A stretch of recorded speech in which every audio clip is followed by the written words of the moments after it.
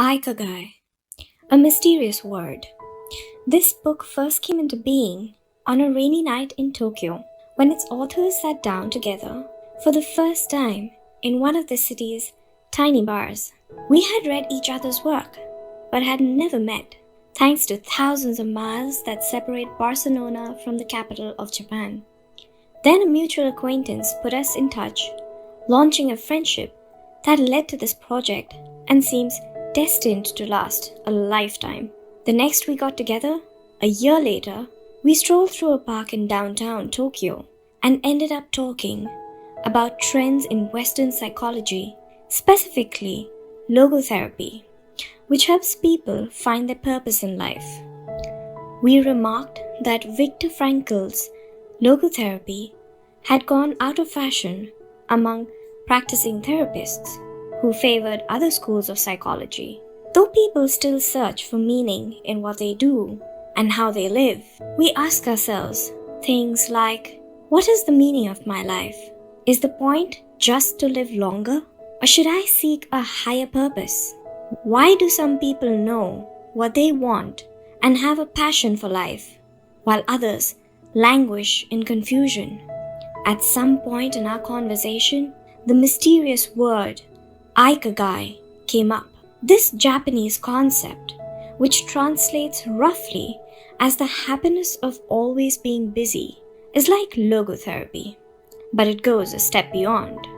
It also seems to be one way of explaining the extraordinary longevity of the Japanese, especially on the island of Okinawa, where there are 24.55 people over the age of 100 for every 100,000 inhabitants, far more than the global average. Those who study why the inhabitants of this island in the south of Japan live longer than people anywhere else in the world believe that one of the keys, in addition to a healthful diet, a simple life in the outdoors, green tea, and a subtropical climate, is the Ikigai that shapes their lives. While researching this concept, we discovered that not a single book in the fields of psychology or personal development is dedicated to bringing this philosophy to the West. Is Ikigai the reason there are more centenarians in Okinawa than anywhere else? How does it inspire people to stay alive and active until the very end? What is the secret to a long and happy life? As we explored the matter further, we discovered that one place in particular, Ogimi, a rural town on the north end of the island with a population of 3,000, boasts the highest life expectancy in the world, a fact that has earned it the nickname the Village of Longevity. Okinawa is where most of Japan's shikuwasa, a lime-like fruit that packs an extraordinary antioxidant punch, comes from. Could that be Ogimi's secret to long life? Or is it the purity of water used to brew its moringa tea? We decided to go study the secrets of the Japanese centenarians in person. After a year of preliminary research, we arrived in the village where residents speak an ancient dialect and practice an animist religion that features long-haired forest spirits called Bunagaya. With our cameras and recording devices in hand, as soon as we arrived, we could sense an incredible friendliness of its residents, who laughed and joked incessantly amid lush green hills fed by crystalline waters. As we conducted our interviews with the eldest resident of the town, we realized that something far more powerful than just these natural resources was at work. An uncommon joy flows from its inhabitants and guides them through the long and pleasurable journey of their lives. Again, the mysterious Ikigai. But what is it exactly? How do you get it? It never ceased to surprise us that this haven of nearly eternal life was located precisely in Okinawa, where 200,000 innocent lives were lost at the end of World War II. rather than harbor animosity towards outsiders. However, Okinawans live by the principle of Ikari Bakode, a local expression that means treat everyone like a brother, even if you've never met them before. It turns out that one of the secrets to happiness of Ogimi's residents is feeling like part of a community. From an early age, they practice yuimaru, a teamwork, and so are used to helping one another. Nurturing friendships, eating light, getting enough rest, and doing regular, moderate exercise are all part of the equation of good health. But at the heart of joie de vivre that inspires the centenarians to keep celebrating birthdays and cherishing each new day is their Ikigai. The purpose of this book is to bring the secrets of Japan's centenarians to you and give you the tools to find your own Ikigai. Because those who discover the Ikigai have everything they need for a long and joyful journey through life. Happy travels. Chapter 1: Ikigai. The art of staying young while growing old. What is your reason for being? According to the Japanese, everyone has an Ikigai, what a French philosopher might call a raison d'etre. Some people have found their Ikigai, while others are still looking, though they carry it within them. Our Ikigai is hidden deep inside each of us, and finding it requires a patient search. According to those born in Okinawa, the island with the most centenarians in the world, our Ikigai is the reason we get up in the morning. Whatever you do, don't retire. Having a clearly defined Ikigai brings satisfaction, happiness, and meaning to our lives. The purpose of this book is to help you find yours and to share insights from Japanese philosophy on the lasting health of body, mind, and spirit. One surprising thing you notice living in Japan is how active people remain after they retire. In fact, many Japanese people never really retire. They keep doing what they love for as long as their health allows. There is, in fact, no word in Japanese that means retire, in the sense of leaving the workforce for good as in English. According to Dan Butner, a National Geographic reporter who knows the country well, having a purpose in life is so important to the Japanese culture that our idea of retirement simply doesn't exist there. The island of almost eternal youth. Certain longevity studies suggest that a strong sense of community and a clearly defined Ikigai are just as important as the famously healthful Japanese diet, perhaps even more so. Recent medical studies of centenarians from Okinawa and other so-called blue zones, the geographic regions where people live longest, provide a number of interesting facts about these extraordinary human beings. Not only do they live much longer than the rest of the world's population, they also suffer from fewer chronic illnesses such as cancer and heart disease. Inflammatory disorders are also less common. Many of these centenarians enjoy enviable levels of vitality and health that would be unthinkable of people of advanced age elsewhere.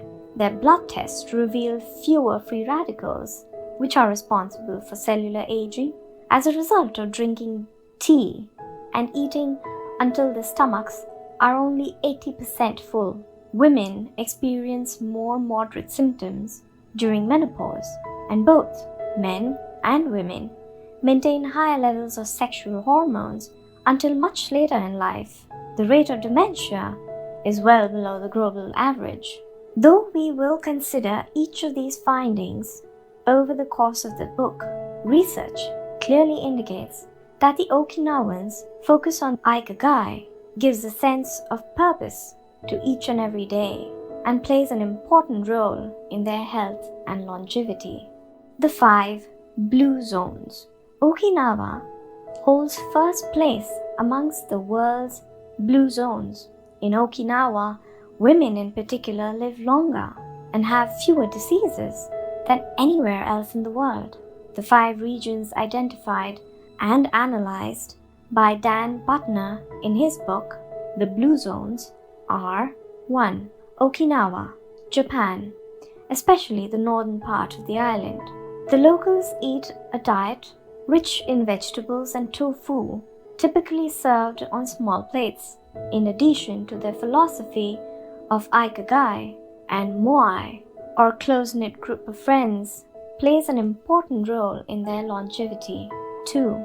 Sardinia, Italy, specifically the provinces of Nuoro and Ogliastra.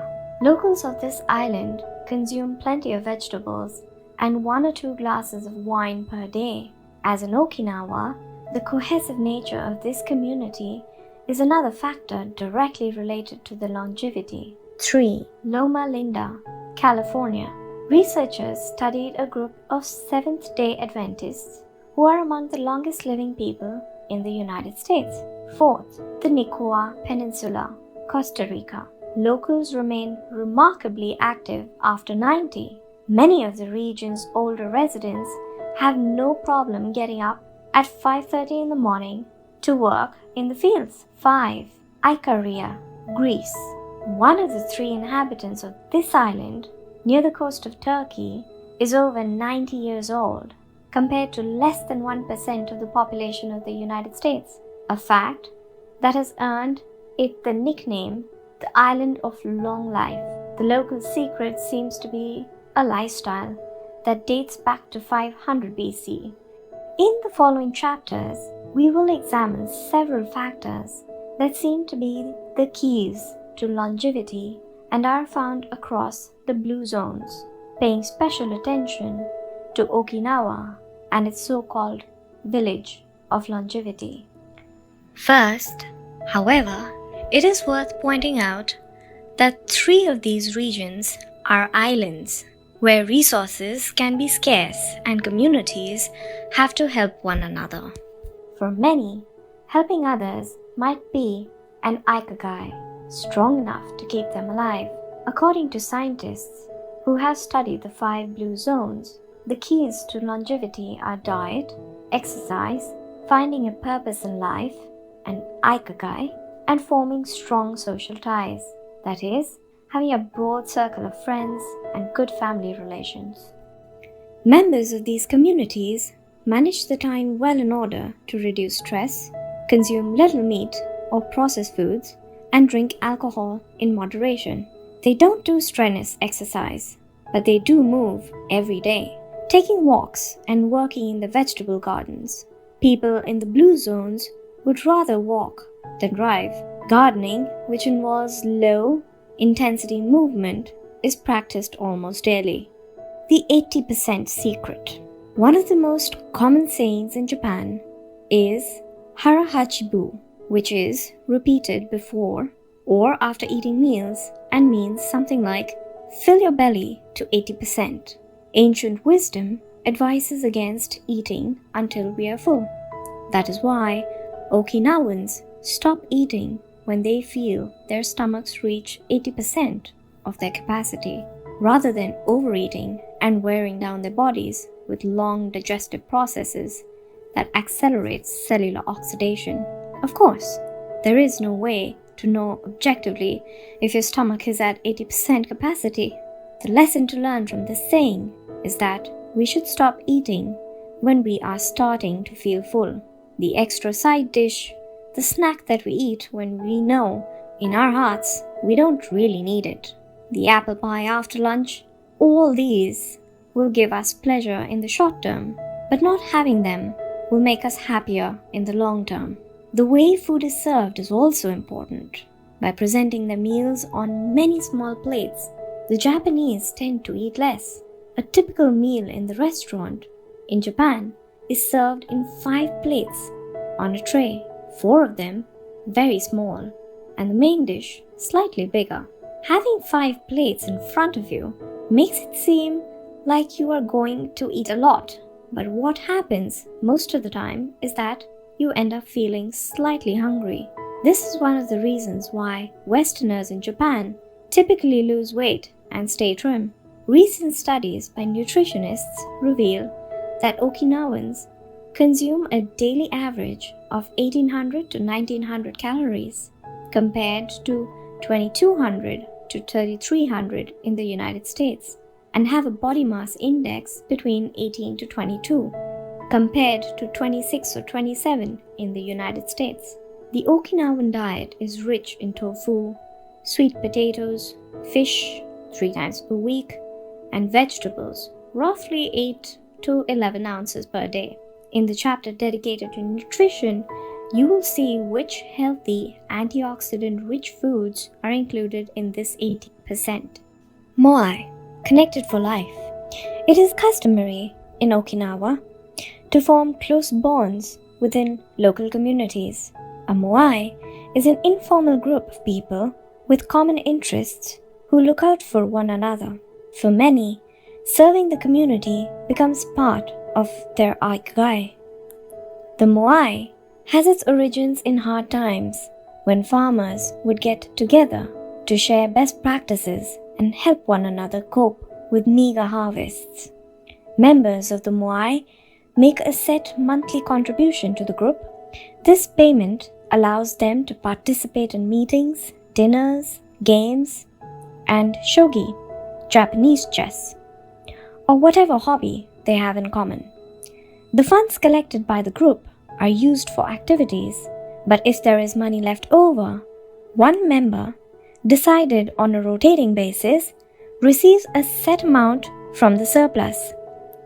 In this way, being part of the moai helps maintain emotional and financial stability.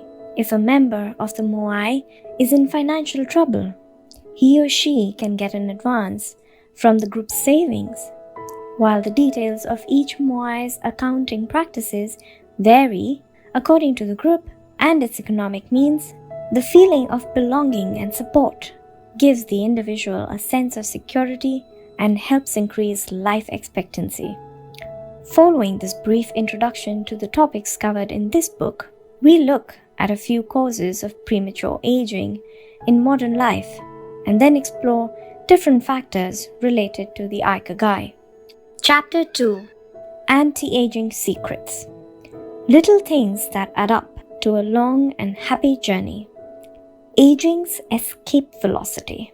For more than a century, we've managed to add an average of 0.3 years to our life expectancy every year.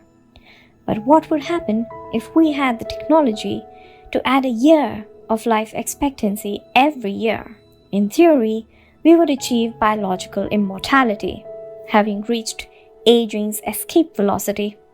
Aging's escape velocity and the rabbit. Imagine a sign far off in future with a number on it that represents your age of your death. Every year that you live, you advance closer to the sign. When you reach the sign, you die. Now, imagine a rabbit holding the sign and walking to the future. Every year that you live, the rabbit is half a year as far away. After a while, you will reach the rabbit and die. But what if the rabbit could walk at a pace of 1 year for every year of your life? You would never be able to catch the rabbit, and therefore you would never die. The speed at which the rabbit walks to the future is our technology. The more we advance technology and knowledge of our bodies, the faster we make the rabbit walk. Aging's escape velocity is the moment at which the rabbit walks at a pace of 1 year per year or faster, and we become immortal. Researchers with an eye to the future, such as Ray Kurzweil and Aubrey de Grey, claim that we'll reach this escape velocity in a matter of decades. Other scientists are less optimistic, predicting that we'll reach a limit, a maximum age, we won't be able to surpass, no matter how much technology we have. For example, some biologists assert that our cells stop regenerating after about 120 years. Active mind youthful body. There is much wisdom in the classic saying, mens sana in corpore sano, a sound mind in a sound body. It reminds us that both mind and body are important, and that the health of one is connected to that of the other.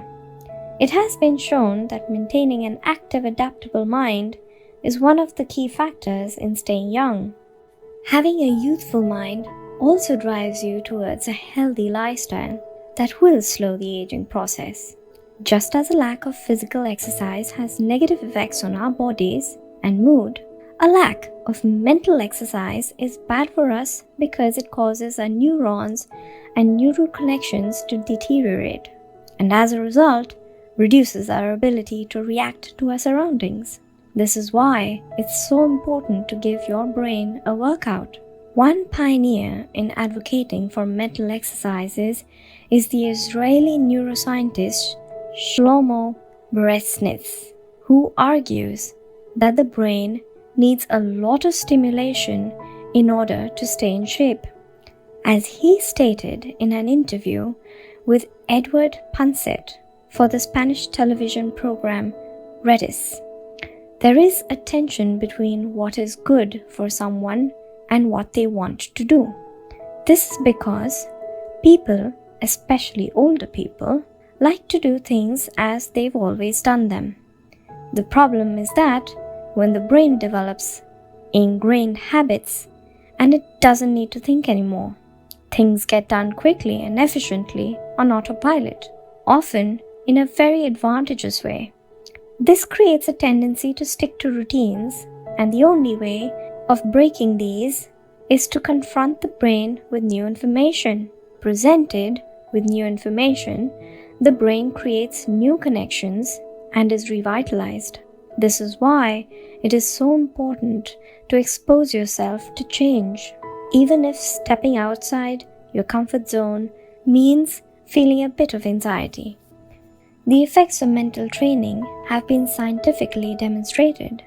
According to Collins Hemingway and Shlomo Beresnitz in their book, Maximum Brain Power, Challenging the Brain for Health and Wisdom, mental training is beneficial on many levels.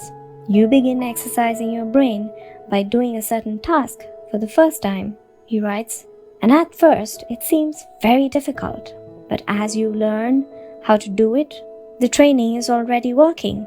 The second time you realize that it's easier, not harder to do, because you're getting better at it. This has a fantastic effect on a person's mood. In and of itself, it is a transformation that affects not only the results obtained, but also his or her self-image. This description of mental workout might sound a bit formal, but simply interacting with others, playing a game, for example, offers new stimuli and helps prevent the depression that can come with solitude. Our neurons start to age while we are still in our 20s. This process is slowed, however, by intellectual activity, curiosity, and a desire to learn. Dealing with new situations, learning something new every day, playing games, and interacting with other people seem to be essential anti-aging strategies of the mind. Furthermore, a more positive outlook in this regard will yield greater mental benefits. Stress.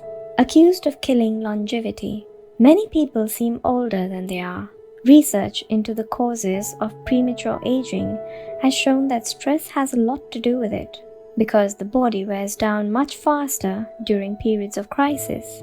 The American Institute of Stress investigated this degenerative process and concluded that most health problems are caused by stress. Researchers at Heidelberg University Hospital conducted a study in which they subjected a young doctor to a job interview, which they made even more stressful by forcing him to solve complex math problems for 30 minutes. Afterward, they took a blood sample. What they discovered was that his antibodies had reacted to stress the same way they react to pathogens, activating the proteins that trigger an immune response. The problem is that this response not only neutralizes harmful agents, It also damages healthy cells, leading them to age prematurely. The University of California conducted a similar study, taking data and samples from 39 women who had high levels of stress due to the illness of one of their children and comparing them to samples from women with healthy children and low levels of stress. They found that the stress promotes cellular aging by weakening cell structures known as telomeres, which affect the cellular regeneration and how our cells age. As the study revealed, the greater the stress, the greater the degenerative effect on cells. How does stress work? These days, people live at a frantic pace and in a nearly constant state of competition. At this fever pitch, stress is a natural response to the information being received by the body as potentially dangerous or problematic. Theoretically, this is a useful reaction, as it helps us to survive in hostile surroundings. Over the course of evolution, we have this response to deal with difficult situations and to flee from predators. The alarm that goes off in our heads makes our neurons activate the pituitary gland, which produces hormones that release corticotropin, which in turn circulates through the body via the sympathetic nervous system. The adrenal gland is then triggered to release adrenaline and cortisol. Adrenaline raises our respiratory rate and pulse and prepares our muscles for action, getting the body ready to react to perceived danger, while cortisol increases the release of dopamine and blood glucose, which is what gets us charged up and allows us to face challenges. These processes are, in moderation, beneficial. They help us overcome challenges in our daily lives. Nonetheless, the stress to which human beings are subjected today is clearly harmful. Stress has a degenerative effect over time. A sustained state of emergency affects the neurons associated with memory, as well as inhibiting the release of certain hormones, the absence of which can cause depression. Its secondary effects include irritability, insomnia, anxiety, and high blood pressure. As such, though challenges are good for keeping mind and body active, we should adjust our high-stress lifestyle in order to avoid premature aging of our bodies. Be mindful about reducing stress.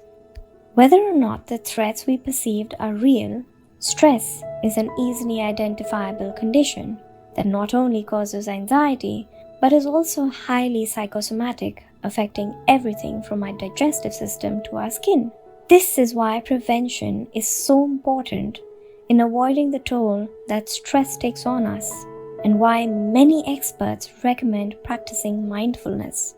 The central premise of this stress reduction method is focusing on the self, noticing our responses, even if they are conditioned by habit, in order to be fully conscious of them.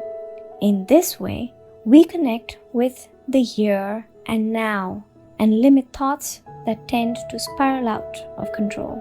We have to learn to turn off the autopilot that's steering us in an endless loop. We all know people who snack while talking on the phone or watching TV. You ask them if the omelette they just ate had onion in it, and they can't tell you, says Roberto Alcibar, who abandoned his fast-paced life to become a certified instructor of mindfulness after an illness threw him into a period of acute stress. One way to reach a state of mindfulness is through meditation, which helps filter the information that reaches us from the outside. It also can be achieved through breathing exercises, yoga, and body scans. Achieving mindfulness involves a gradual process of training, but with a bit of practice, we can learn to focus our mind completely, which reduces stress and helps us live longer.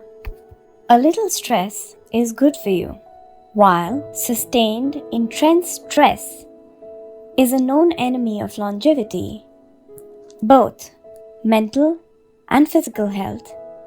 Low levels of stress have been shown to be beneficial. After observing a group of test subjects for more than 20 years, Dr. Howard S. Friedman, a psychology professor at the University of California, Riverside, discovered that people who maintained a low level of stress, who faced challenges and put their heart and soul into their work in order to succeed, lived longer than those who chose a more relaxed lifestyle and retired earlier.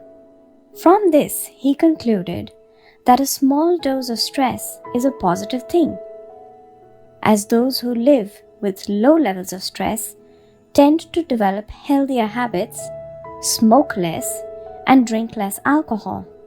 Given this, it is not surprising that many of the supercentenarians, people who live to be 110 or more, whom we'll meet in this book, talk about having lived intense lives and working well into old age.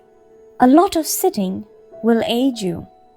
In the Western world in particular, the rise in sedentary behavior has led to numerous diseases such as hypertension and obesity, which in turn affect longevity.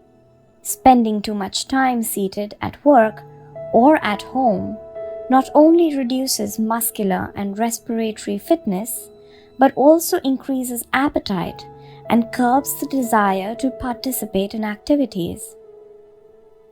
Being sedentary can lead to hypertension, imbalanced eating, cardiovascular diseases, osteoporosis, and even certain kinds of cancer. Recent studies have shown a connection between a lack of physical activity and the progressive distortion of telomeres in the immune system, which ages those cells and in turn the organism as a whole. This is a problem at all life stages. Not only among adults, sedentary children suffer from high rates of obesity and all its associated health issues and risks, which is why it is so important to develop a healthy and active lifestyle at an early age. It's easy to be less sedentary. It just takes a bit of effort and a few changes to your routine. We can access a more active lifestyle that makes us feel better inside and out. We just have to add a few ingredients to our everyday habits. Walk to work, or just go on a walk for at least 20 minutes each day. Use your feet instead of an elevator or escalator. This is good for your posture, your muscles, and your respiratory system, amongst other things. Participate in social or leisure activities so that you don't spend time in front of the television. Replace your junk food with fruit, and you'll have less of an urge to snack and more nutrients in your system. Get the right amount of sleep. 7 to 9 hours is good, but any more than that makes us lethargic. Play with children or pets, or join a sports team. This is not only for strengthening your body, but it also stimulates the mind and boosts self-esteem. Be conscious of your daily routine in order to detect harmful habits and replace them with more positive ones. By making these small changes, we can begin to renew our bodies and minds and increase our life expectancy. A model's best kept secret. Though we age both externally and internally, both physically and mentally, one of these things that tells us most about people's aging is their skin, which takes on different textures and colors according to processes going on beneath the surface. Most of those who make their living as models claim to sleep between 9 to 10 hours the night before a fashion show. This gives their skin a taut, wrinkle-free appearance and a healthy, radiant glow. Scientists have shown that sleep is a key anti-aging tool because when we sleep, we generate melatonin, a hormone that occurs naturally in our bodies. The pineal gland produces it from the neurotransmitter serotonin, according to our diurnal and nocturnal rhythms, and it plays a role in our sleep and waking cycles. A powerful antioxidant, melatonin helps us live longer and also offers the following benefits. It strengthens the immune system. It contains an element that protects against cancer. It promotes the natural production of insulin. It slows the onset of Alzheimer's disease. It also helps prevent osteoporosis and fight heart disease. For all these reasons, melatonin is a great ally in preserving youth. It should be noted, however, that melatonin production decreases after the age of 30. We can compensate for this by eating a balanced diet and getting more calcium, soaking up a moderate amount of sun each day, getting enough sleep, avoiding stress, alcohol, tobacco, and caffeine, all of which make it harder to get a good night's rest, depriving us of the melatonin we need. Experts are trying to determine whether artificial stimulation and production of melatonin might help us slow the aging process, which would confirm the theory that we already carry the secret to longevity within us. Anti-aging attitudes. The mind has tremendous power over the body and how quickly it ages. Most doctors agree that the secret to keeping the body young Most doctors agree that the secret to keeping the mind young is keeping the mind active, a key element of the Ikigai, and in not caving in when we face difficulties throughout our lives. One study conducted at the Yeshiva University found that the people who live the longest have two dispositional traits in common: a positive attitude and a high degree of emotional awareness. In other words, those who face challenges with a positive outlook and are able to manage their emotions are already well on their way towards longevity. A stoic attitude. Serenity in the face of a setback can also help you young, as it lowers anxiety and stress levels and stabilizes behavior. This can be seen in the greater life expectancies of certain cultures with unhurried, deliberate lifestyles. Many centenarians and supercentenarians have similar profiles. They have had full lives that were difficult at times, but they knew how to approach these challenges with a positive attitude and not be overwhelmed by the obstacles they faced. Alexander Imich, who in 2014 became the world's oldest living man at the age of 111, knew he had good genes, but understood that other factors contributed too. The life you live is equally or more important for longevity, he said in an interview with Reuters after being added to the Guinness Book of World Records in 2014. An ode to longevity.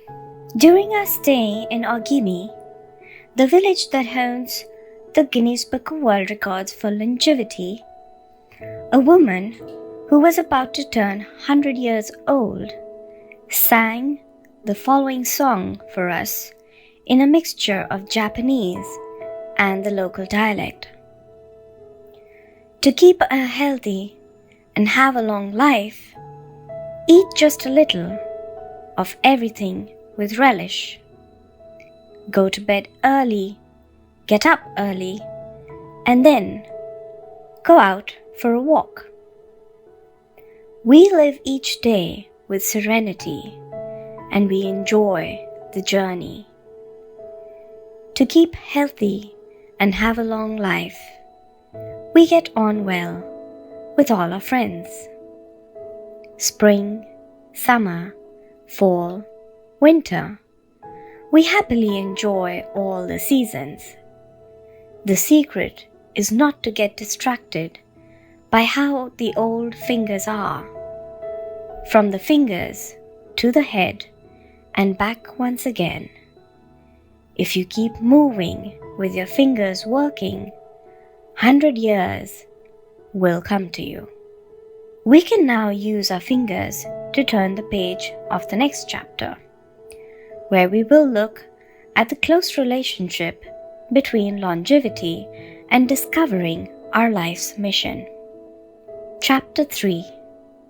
From Logotherapy to Ikigai. How to live longer and better by finding your purpose. What is logotherapy? A colleague once asked Viktor Frankl to define his school of psychology in a single phrase, to which Frankl replied, "Well, in logotherapy, the patient sits up, straight, and has to listen to things that are, on occasion, hard to hear." The colleague had just described psychoanalysis to him in the following terms. In psychoanalysis, the patient lies down on a couch and tells you things that are, on occasion, hard to say.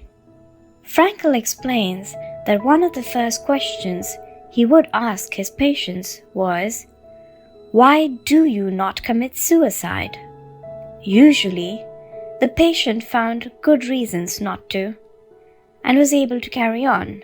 What then does logotherapy do? The answer is pretty clear.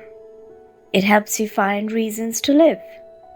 Logotherapy pushes patients to consciously discover their life's purpose in order to confront their neurosis. Their quest to fulfill their destiny then motivates them to press forward, breaking the mental chains of the past and overcoming whatever obstacles they encounter along the way. Something to live for. A study conducted by Frankl in his Vienna clinic found that among both patients and personnel, around 80% believed that human beings needed a reason for living, and around 60% felt that they had something or someone in their lives worth dying for. The search for meaning. The search for purpose became a personal driving force that allowed Frankl to achieve his goals. The process of logotherapy can be summarized in these 5 steps. 1. A person feels empty, frustrated, or anxious. 2. The therapist shows him that what he is feeling is the desire to have a meaningful life. 3. The patient discovers his life's purpose at that particular point in time. 4. Of his own free will, the patient decides to accept or reject that destiny. 5. This newfound passion of life helps him overcome obstacles and sorrows. Frankl himself would live and die for his principles and ideals. His experience as a prisoner at Auschwitz showed him that everything can be taken from a man but one thing, the last of the human freedoms. To choose one's attitude in any given set of circumstances, to choose one's own way. It was something he had to go through alone, without any help, and it inspired him for the rest of his life. Fight for yourself. Existential frustration arises when our life is without purpose, or when that purpose is skewed. In Frankl's view, however, there is no need to see this frustration as an anomaly or a symptom of neurosis. Instead, it can be a positive thing, a catalyst for change. Logotherapy does not see this frustration as mental illness, the way other forms of therapy do, but rather as a spiritual anguish, a natural and beneficial phenomena that drives those who suffer from it to seek a cure, whether on their own or with the help of others, and in so doing to find greater satisfaction in life. It helps them change their own destiny. Logotherapy enters the picture if the person needs help doing this, if he needs guidance in discovering his own life's purpose, and later in overcoming conflicts so he can keep moving towards his objective. In Man's Search for Meaning, Frankl cites one of Nietzsche's famous affirmations: "He who has a why to live for can bear with almost any how." Based on his own experience, Frankl believed that our health depends on that natural tension that comes from comparing what we accomplished so far with what we'd like to achieve in the future. What we need then is not a peaceful existence, but a challenge we can strive to meet by applying all the skills at our disposal. Existential crisis, on the other hand, is typical of modern societies, in which people do what they are told to do, or what others do, rather than what they want to do. They often try to fill the gap between what is expected of them and what they want for themselves with economic power or physical pleasure, or by numbing the senses. It can even lead to suicide. Sunday neurosis, for example, is what happens when, without any obligations and commitments of the work week, the individual realizes how empty he is inside. He has to find a solution. Above all, he has to find his purpose, his reason for getting out of bed, his Ikigai. I feel empty inside. In a study conducted at Vienna Polyclinic Hospital, Frankl's team found that 55% of the patients they interviewed were experiencing some degree of existential crisis. According to Logotherapy, discovering one's purpose in life helps an individual fill that existential void.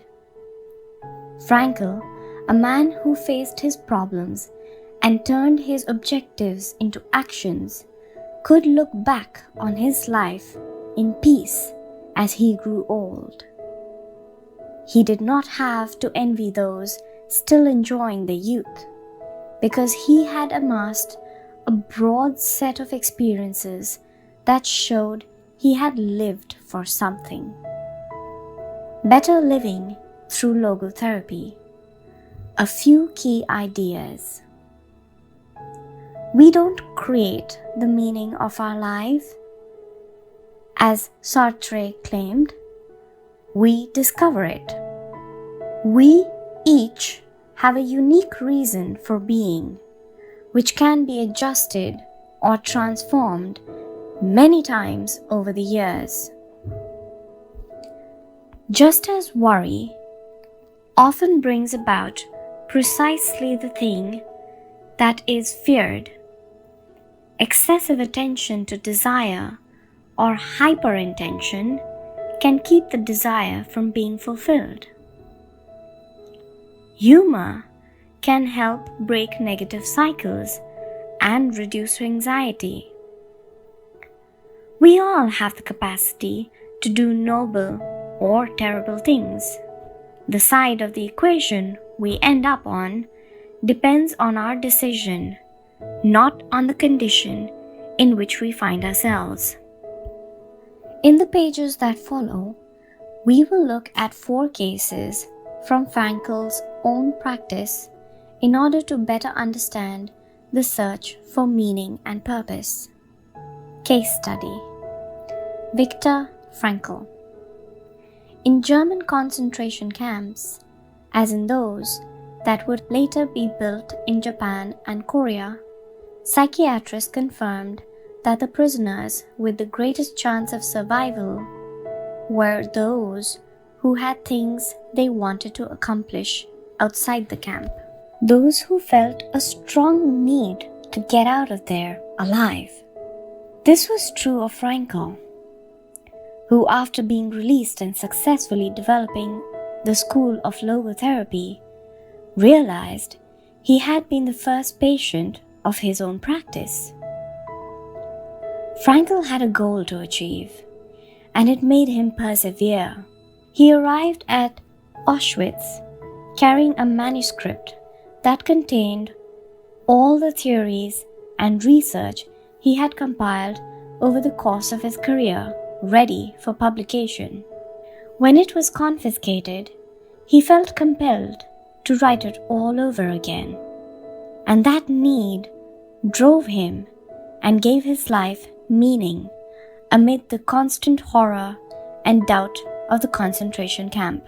So much so that over the years, and especially when he fell ill with typhus, he would jot down fragments and key words from the last work on any scrap of paper he found. Case study: The American Diplomat. An important North American diplomat went to Frankl to pick up where he left off with a course of treatment he had started 5 years earlier in the United States. When Frankl asked him why he'd started therapy in the first place, the diplomat answered that he hated his job and his country's international policies, which he had to follow and enforce. His American psychoanalyst, whom he'd been seeing for years, insisted he make peace with his father so that his government and his job, both representation of paternal figure, would seem less disagreeable.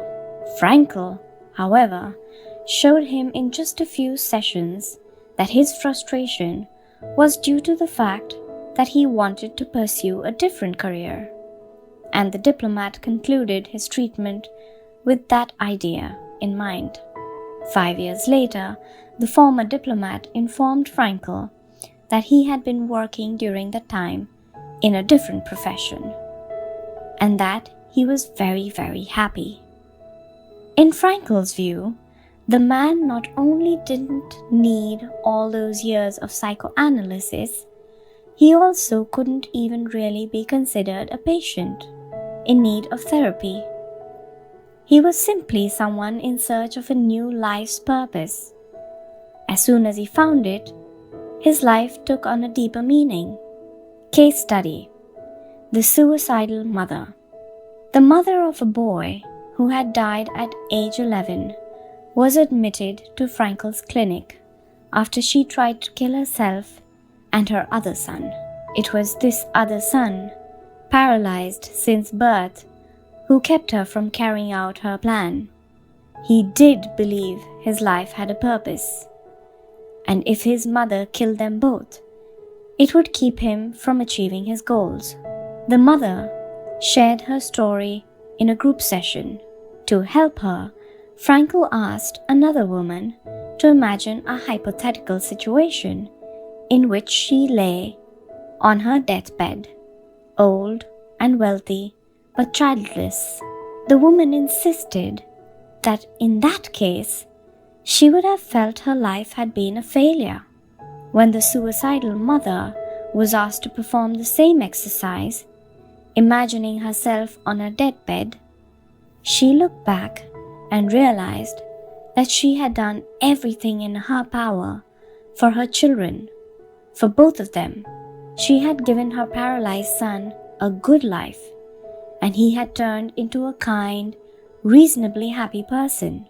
To this, she added, crying, "As for myself, I can look back peacefully on my life, for I can say my life was full of meaning, and I have tried hard to live it fully. I have done my best. I have done my best for my son. My life was no failure."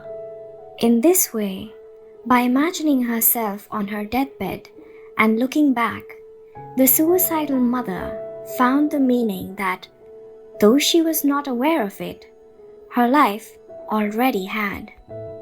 Case study: The grief-stricken doctor. An elderly doctor, unable to overcome the deep depression into which he'd fallen after the death of his wife 2 years earlier, went to Frankl for help. Instead of giving him advice or analyzing his condition, Frankl asked him what would have happened if he had been the one who died first. The doctor, horrified, answered that it would have been terrible for his poor wife, that she would have suffered tremendously. To which Frankl responded, "You see, doctor, you have spared her all that suffering, but the price you have to pay for this is to survive and mourn her." The doctor didn't say another word. He left Frankl's office in peace. After taking the therapist's hands in his own, he was able to tolerate the pain in place of his beloved wife. His life had been given a purpose. Morita therapy. In the same decade that logotherapy came into being, a few years earlier, in fact, Shoma Morita created his own purpose-centered therapy in Japan. It proved to be effective in the treatment of neurosis, obsessive-compulsive disorder, and post-traumatic stress. In addition to being a psychotherapist, Shoma Morita was a Zen Buddhist, and his therapy left a lasting spiritual mark on Japan. Many Western forms of therapy focus on controlling or modifying the patient's emotions. In the West, we tend to believe that what we think influences how we feel, which in turn influences how we act. In contrast, Morita therapy focuses on teaching patients to accept their emotions without trying to control them, since their feelings will change as a result of their actions.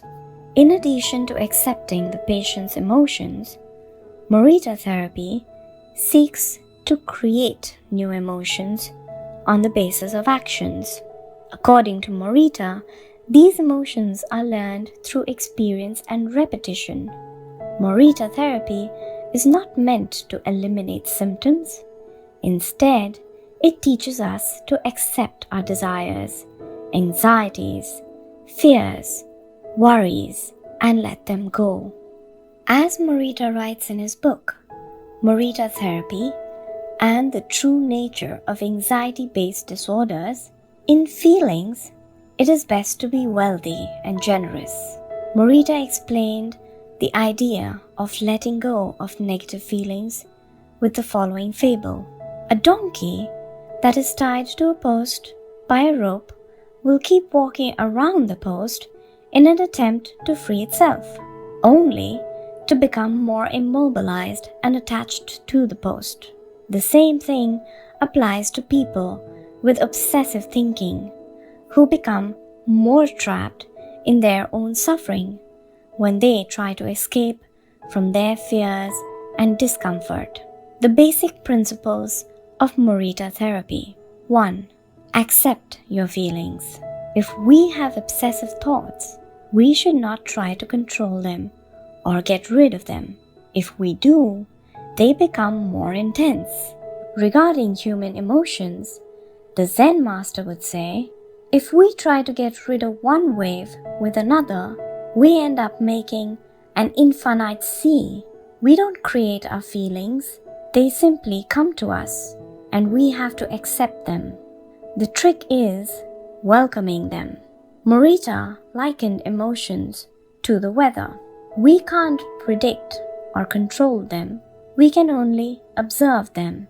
To this point, he often quoted the Vietnamese monk Thich Nhat Hanh, who would say, "Hello, solitude, how are you today? Come sit with me and I will care for you." 2. Do what you should be doing.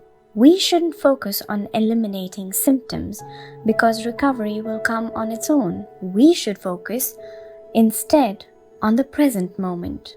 And if we are suffering, on accepting that suffering.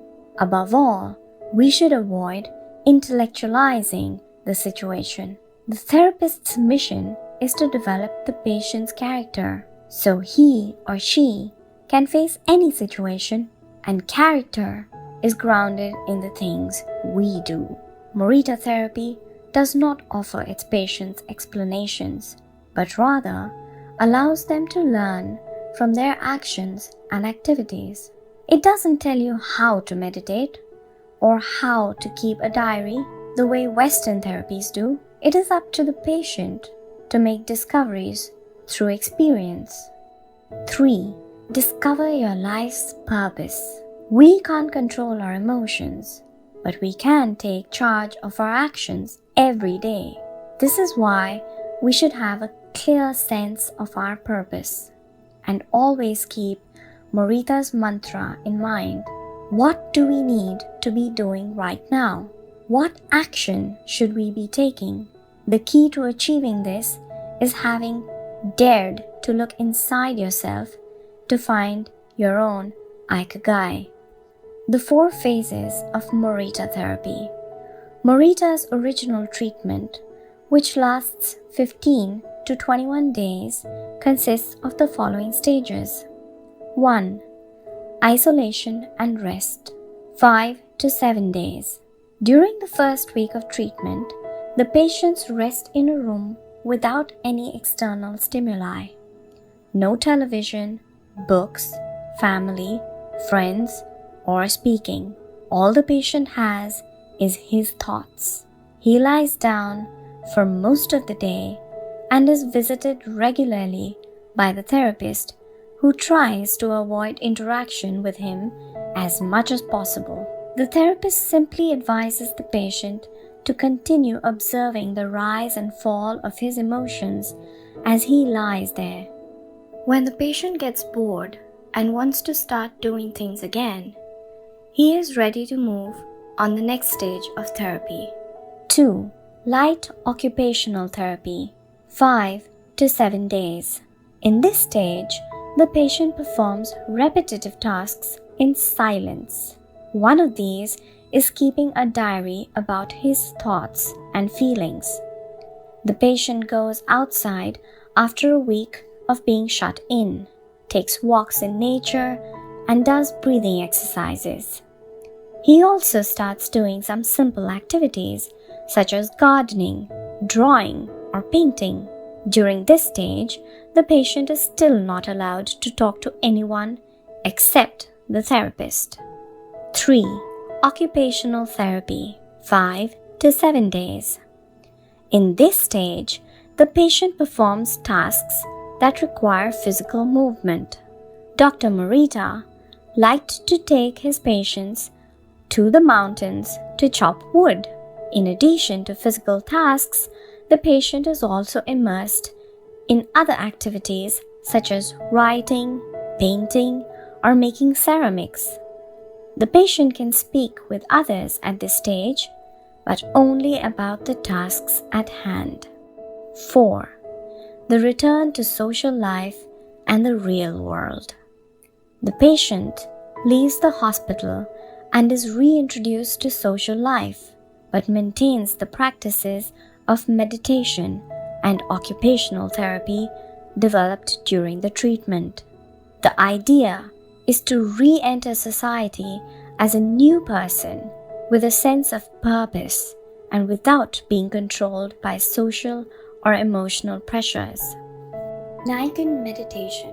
Morita was a great Zen master of Nichiren introspective meditation. Much of his therapy draws on his knowledge and mastery of this school, which centers on 3 questions the individual must ask him or herself. What have I received from person X? What have I given to person X? What problems have I caused to person X? Through these reflections, we can stop identifying others as the cause of our problems and deepen our own sense of responsibility. As Morita said, if you are angry and want to fight, think about it for 3 days before coming to blows. After 3 days, the intense desire to fight will pass on its own. And now, Ikigai. Logotherapy and Morita therapy are both grounded in a personal, unique experience that you can access without therapists or spiritual retreats. The mission of finding your Ikigai, your existential fuel.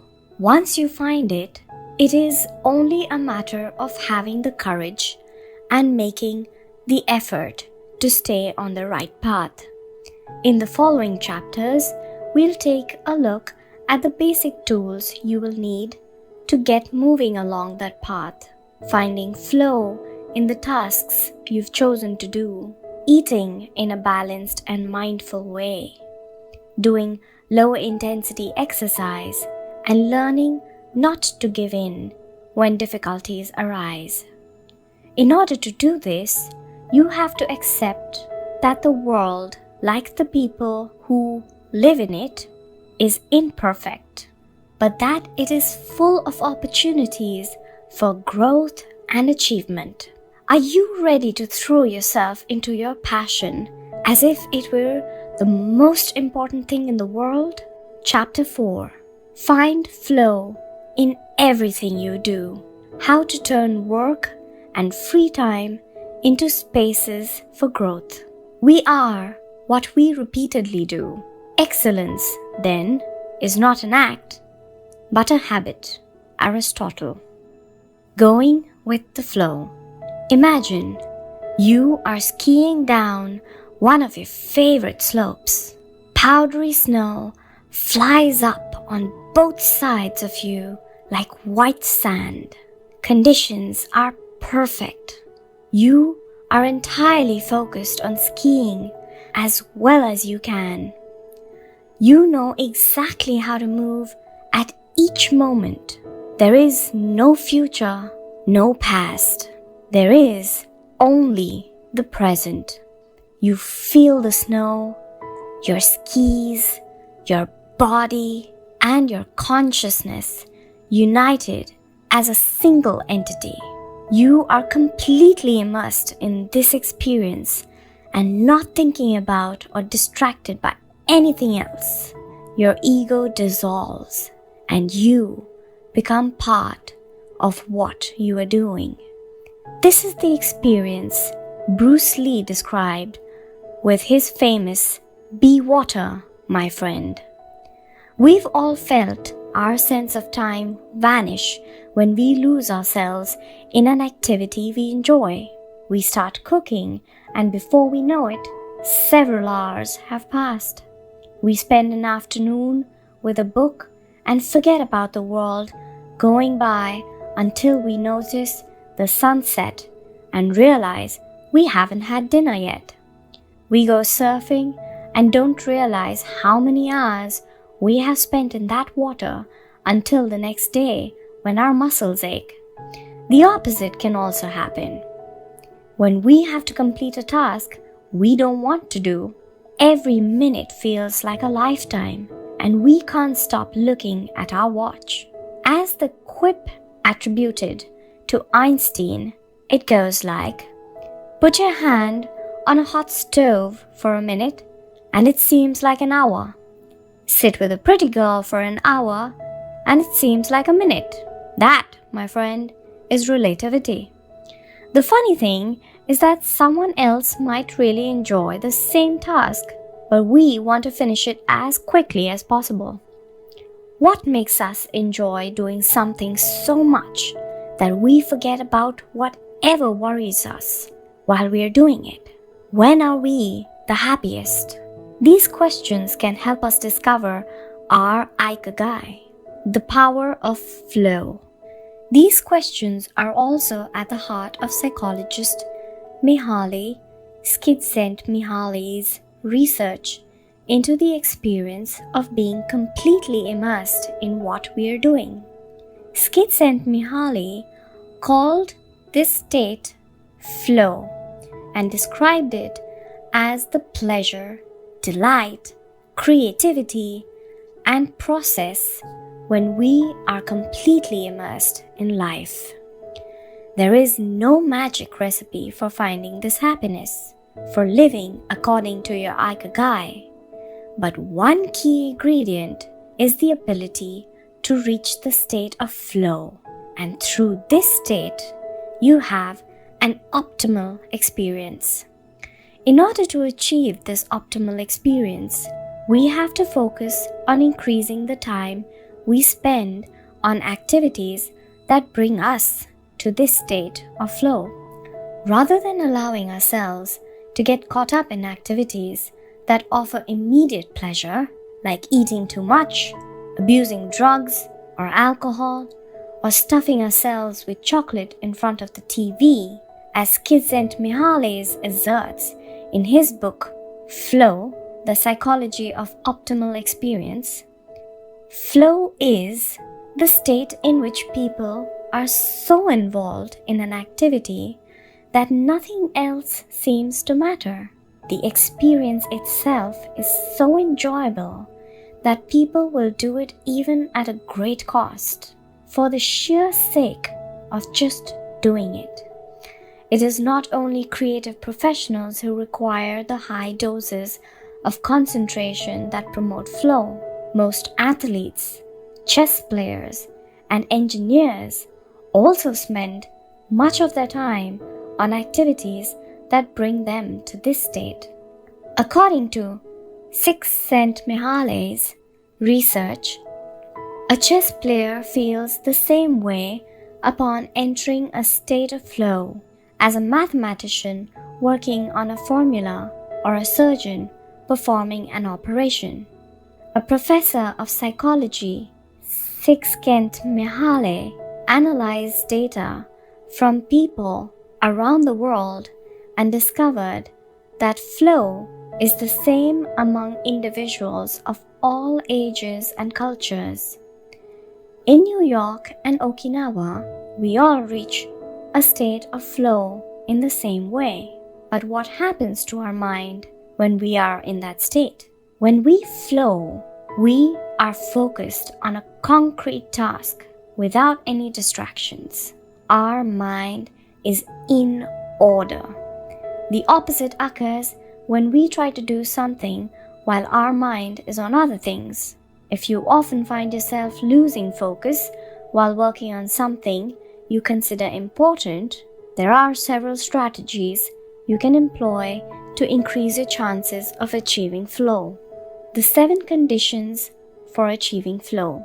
According to researcher Owen Schaffer of DePaul University, the requirements of achieving flow are 1. Knowing what to do. 2. Knowing how to do it.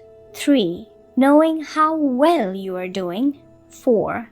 Knowing where to go. 5. Perceiving significant challenges. 6. perceiving significant skills. 7. Being free from distractions. Strategy 1. Choose a difficult task, but not too difficult. Schaffer's model encourages us to take on tasks that we have a chance of completing, but that are slightly outside of our comfort zone. Every task, sport, or job has a set of rules, and we need a set of skills to follow them. If the rules for completing a task or achieving a purpose are too basic relative to your skill set, we are likely to get bored. Activities that are too easy lead to apathy. If, on the other hand, we assign ourselves a task that is too difficult, we won't have the skills to complete it and will almost certainly give up, and feeling frustrated to boot. The ideal is to find a middle path, something aligned with our abilities, but just a bit of a stretch, so we experience it as a challenge. This is what Ernest Hemingway meant when he said, "Sometimes I write better than I can." We want to see challenges through to the end because we enjoy the feeling of pushing ourselves. Bertrand Russell expressed a similar idea when he said, "To be able to concentrate for a considerable amount of time is essential to difficult achievement." If you are a graphic designer, learn a new software program for your next project. If you're a programmer, use a new programming language. If you're a dancer, try to incorporate into your next routine a movement that has seemed impossible for years. Add a little something extra, something that takes you out of your comfort zone. Even doing something as simple as reading means following certain rules, having certain abilities and knowledge. If we set out to read a book on quantum mechanics for specialists in physics without being specialists in physics ourselves, we'll probably give up after a few minutes. On the other end of the spectrum, if we already know everything in a book, we'll get bored right away, don't we? However, if the book is appropriate to our knowledge and abilities and builds on what we already know, we'll immerse ourselves in our reading and time will flow. This pleasure and satisfaction are evidence that we are in tune with our own Ikigai. Strategy 2. Have a clear, concrete objective. Video games played in moderation, board games, and sports are great ways to achieve flow because the objective tends to be very clear. Beat your rival or own a new record while following a set of explicitly defined rules. Unfortunately, the objective isn't clear in most situations. According to a study by Boston Consulting Group, when asked about their bosses, the number one complaint of employees at multinational corporations is that they don't communicate the team's mission clearly, and that, as a result, the employees don't know what their objectives are. What often happens, especially in big companies, is that the executives get lost in the details of obsessive planning, creating strategies to hide the fact that they don't have a clear objective. It's like heading out to sea with a map, but no destination. It is much more important to have a compass pointing to a concrete objective than to have a map. Joey Ito, director of the MIT Media Lab, encourages us to use the principle of compass over maps as a tool to navigate our world of uncertainty. In the book Whiplash, How to Survive Our Faster Future, he and Jeff Ho write, In an increasingly unpredictable world, moving ever more quickly, a detailed map may lead you deep into the woods at an unnecessary high cost. A good compass, though, will help you take you where you need to go. It doesn't mean that you should start your journey without an idea where you're going. What it does mean is understanding that while the path to your goal may not be straight, you finish faster and more efficiently than you would have if you had trudged along a pre-planned route. In business, the creative professions, and education alike, it's important to reflect on what we hope to achieve before starting to work, study, or make something. We should ask ourselves questions such as, what is my objective for today's session in the studio? How many words am I going to write today for the article coming out next month? What's my team's mission? How fast will I set the metronome tomorrow in order to play that sonata at an allegro tempo by the end of the week? Having a clear objective is important in achieving flow, but we also have to know how to leave it behind when we get down to business. Once the journey has begun, we should keep this objective in mind without obsessing over it. When Olympic athletes compete for a gold medal, they can't stop to think how pretty the medal is. They have to be present in the moment. They have to flow. If they lose focus for a second, thinking how proud they'll be to show the medal to their parents, they'll almost certainly commit an error at a critical moment and will not win the competition. One common example of this is writer's block. Imagine that a writer has to finish a novel in 3 months. The objective is clear. The problem is that the writers can't stop obsessing over it. Every day, she wakes up thinking, I have to write that novel. And every day, she sets about reading the newspaper and cleaning the house. Every evening, she feels frustrated and promises she'll get to work the next day. Days, weeks, and months pass, and the writer still hasn't gotten anything done on the page, when all it would have taken was to sit down and get that first word out, then the second, to flow with the project, expressing her Ikigai. As soon as you take these first small steps, your anxiety will disappear and you will achieve a pleasant flow in the activity you're doing. Getting back to Albert Einstein, a happy man is too satisfied with the present to dwell on the future. Strategy 3. Concentrate on a single task. This is perhaps one of the greatest obstacles we face today. With so much technology and so many distractions, we're listening to a video on YouTube while writing an email, when suddenly a chat prompt pops up and we answer it. Then our smartphone vibrates in our pocket.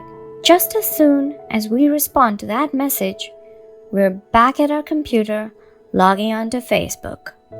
Pretty soon, 30 minutes have passed and we've forgotten what the email we were writing was supposed to be about.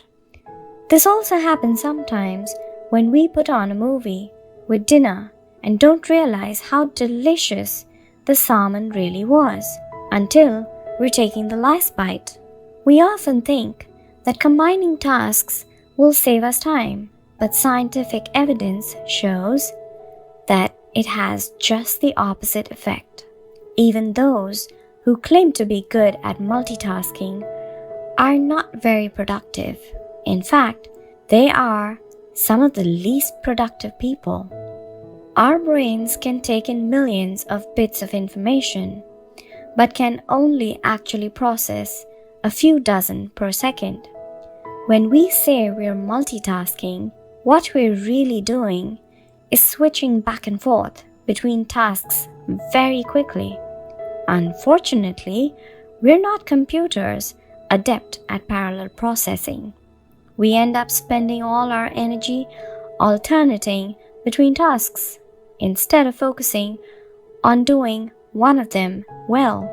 Concentrating on one thing at a time may be the single most important factor in achieving flow. According to Csikszentmihalyi, in order to focus on a task, we need to be in a distraction-free environment and to have control over what we are doing at every moment. Technology is great if you're in control of it. It's not so great if it takes control of us. For example, if you have to write a research paper, you might sit down at your computer and use Google to look up the information you need.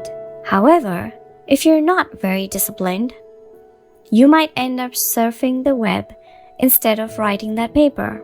In that case, Google and the internet will have taken over, pulling you out of your state of flow.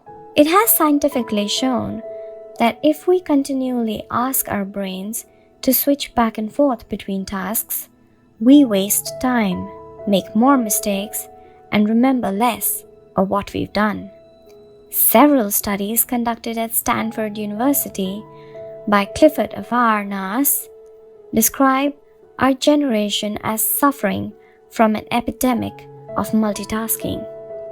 One such study analyzed the behavior of hundreds of students, dividing them into groups based on the number of things they tended to do at once. The students who were the most addicted to multitasking typically alternated among more than 4 tasks, for example, taking notes while reading a notebook, listening to a podcast, answering a message on their smartphone, and sometimes checking their Twitter timeline.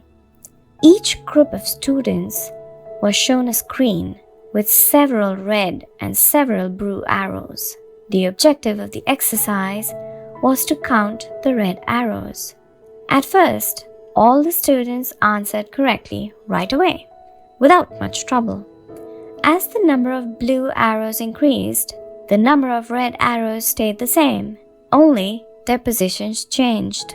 However, the students accustomed to multitasking had serious trouble counting the red arrows in the time allotted, or as quickly as the students who did not habitually multitask for a very simple reason.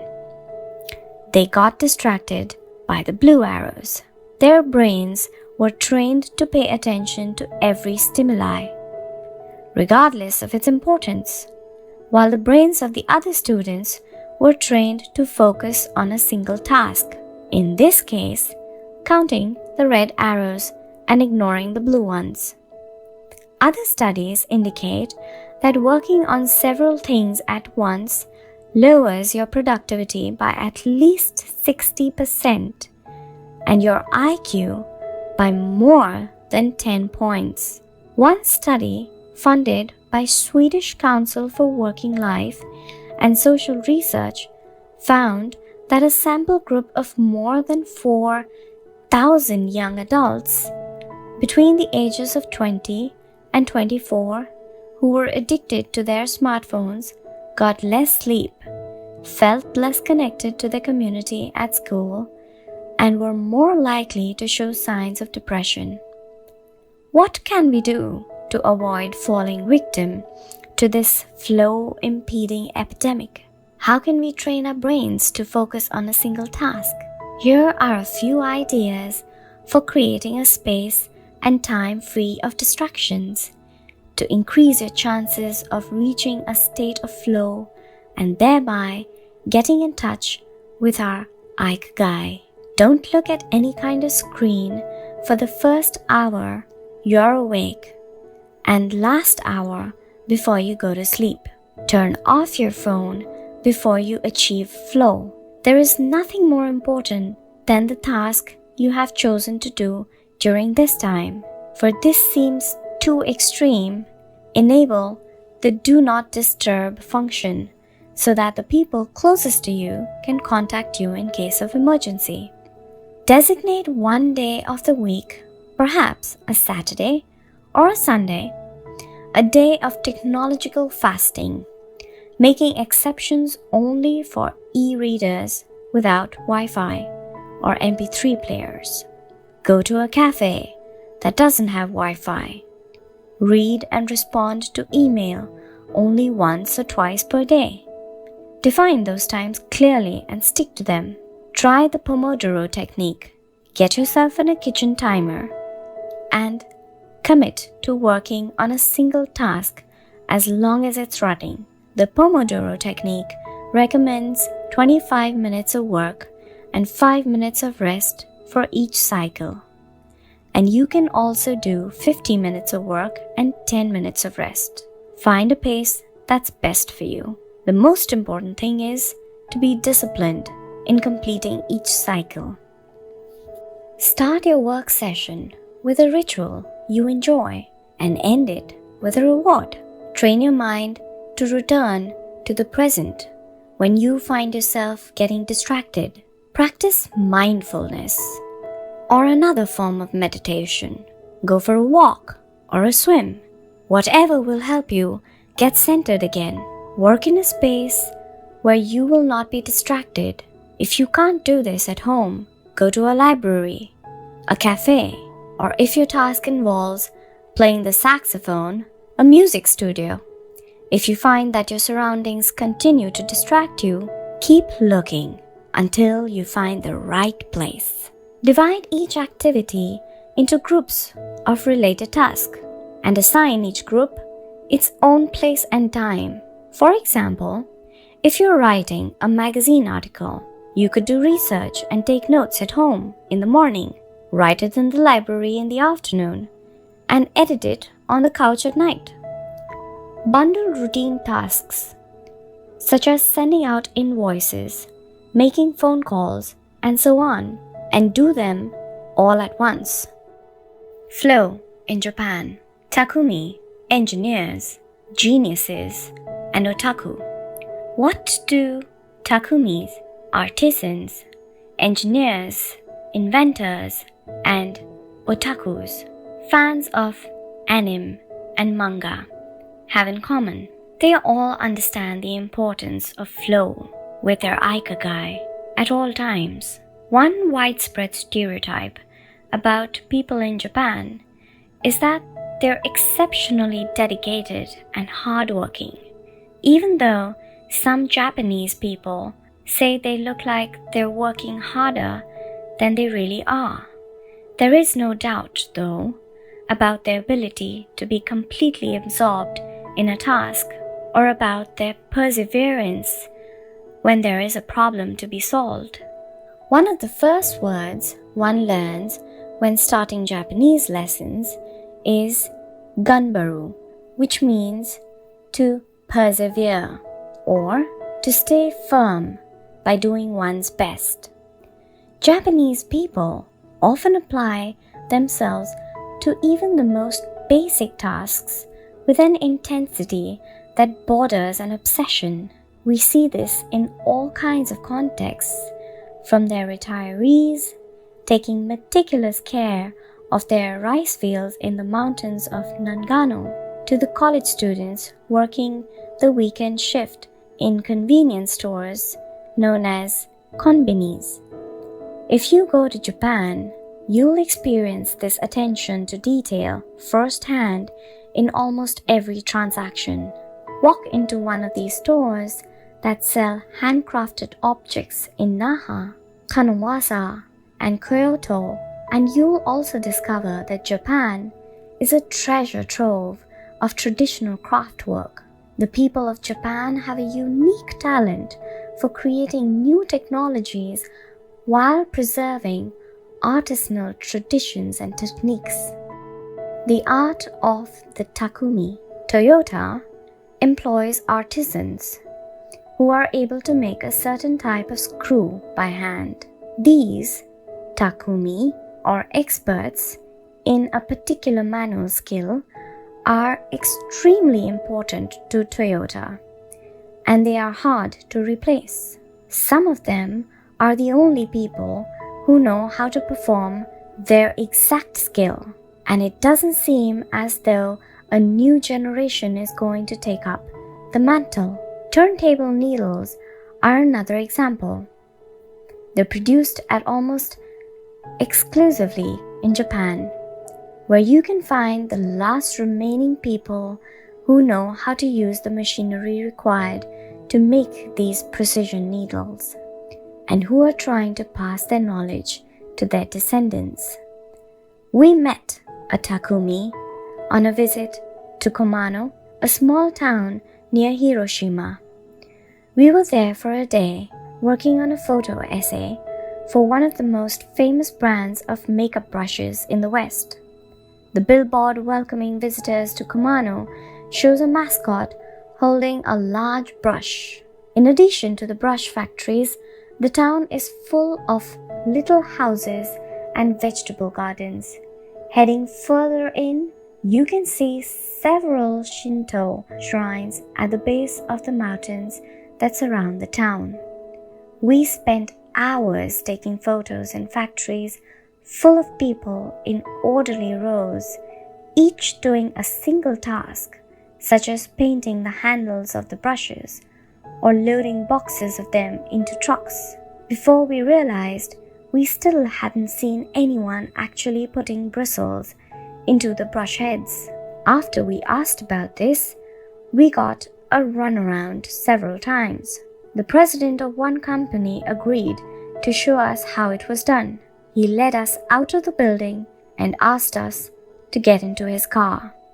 After a 5-minute drive, we parked next to another, smaller structure and climbed the stairs.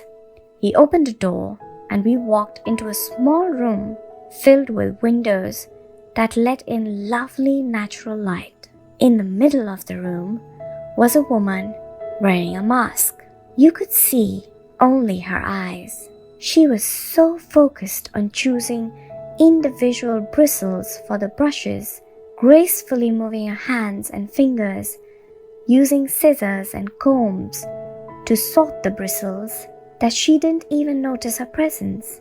Her movements were so quick, it was hard to tell what she was doing. The president of the company interrupted her to let her know that we'd be taking photos as she walked. We couldn't see her mouth, but the glint in her eye and the cheerful inflection in her speech let us know she was smiling. She looked happy and proud, talking about her work and responsibilities. We had to use extremely fast shutter speeds to capture her movements. Her hands danced and flowed in concert with her tools and the bristles she was sorting. The president told us that this Takumi was one of the most important people in the company.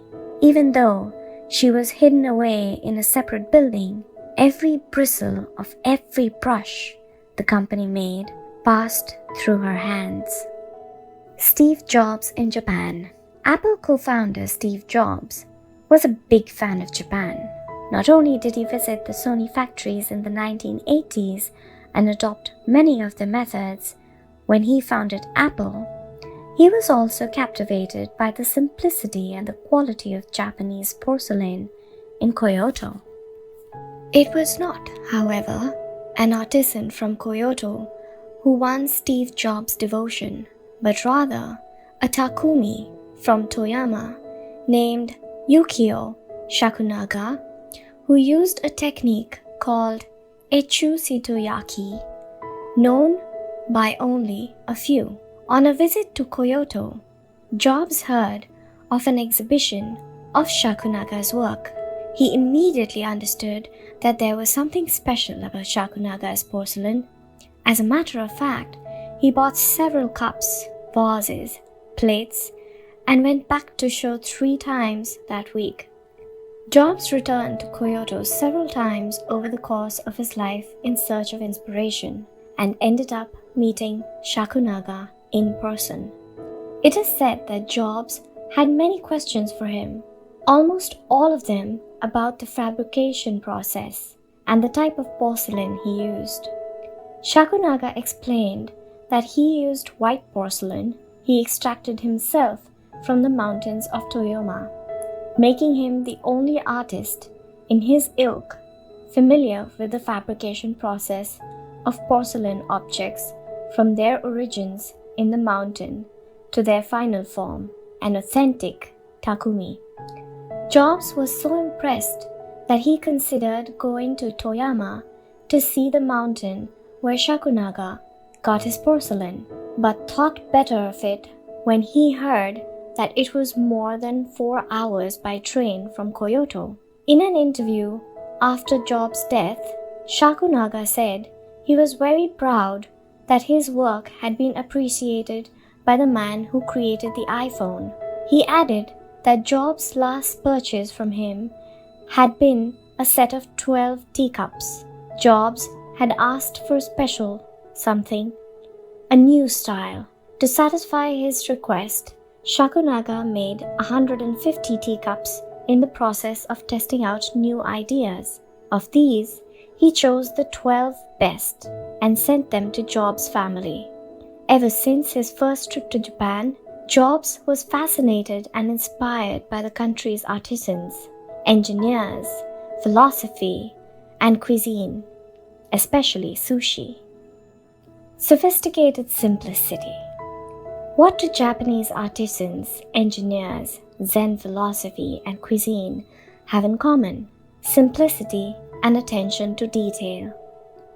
It is not a lazy simplicity, but a sophisticated one that searches out new frontiers, always taking the object, the body and mind, or the cuisine to the next level, according to one's Ikigai. As Csikszentmihalyi would say, the key is always having a meaningful challenge to overcome in order to maintain flow. The documentary Jiro Dreams of Sushi gives us another example of a takumi, this time in the kitchen. Its protagonist has been making sushi every day for more than 80 years and owns a small sushi restaurant near the Ginza subway station in Tokyo. He and his son go every day to the famous Tsukiji fish market and choose the best fish to bring back to the restaurant. In the documentary, we see one of Jiro's apprentices learning to make tamago, a thin, slightly sweet omelette. No matter how hard he tries, he can't get Jiro's approval. He keeps practicing for years until he finally does. Why does the apprentice refuse to give up? Doesn't he get bored of cooking eggs every day? No, because making sushi is his Ikigai too. Both Jiro and his son are culinary artists. They don't get bored when they cook. They achieve a state of flow. They enjoy themselves completely when they are in the kitchen. That is their happiness, their Ikigai. They've learned to take pleasure in their work, to lose their sense of time beyond the close relationship between the father and the son, which helps them keep the challenge going each day. They also work in a quiet, peaceful environment that allows them to concentrate. Even after receiving a 3-star rating from the Michelin, they never considered opening other locations or expanding the business. They serve just 10 patrons at a time at the bar of a very small restaurant. Jiro's family isn't looking to make money. Instead, they value good working conditions and creating an environment in which they can flow while making the best sushi in the world. Jiro, like Yukio Shakunaga, begins his work at the source. He goes to the fish market to find the best tuna. Shakunaga goes to the mountains to find the best porcelain. When they get down to work, both become one with the object they're creating. This unity with the object that they reach in a state of flow takes on special meaning in Japan. where, according to Shintoism, forests, trees, and objects have a kami, spirit, or god within them. When someone, whether an artist, an engineer, or a chef, sets out to create something, his or her responsibility is to use nature and give it life, while respecting that nature at every moment. During this process, the artisan becomes one with the object and flows with it. An iron worker would say that metal has a life of its own, just as someone making ceramics would say that clay does. The Japanese are skilled at bringing nature and technology together, not man versus nature, but rather a union of the two.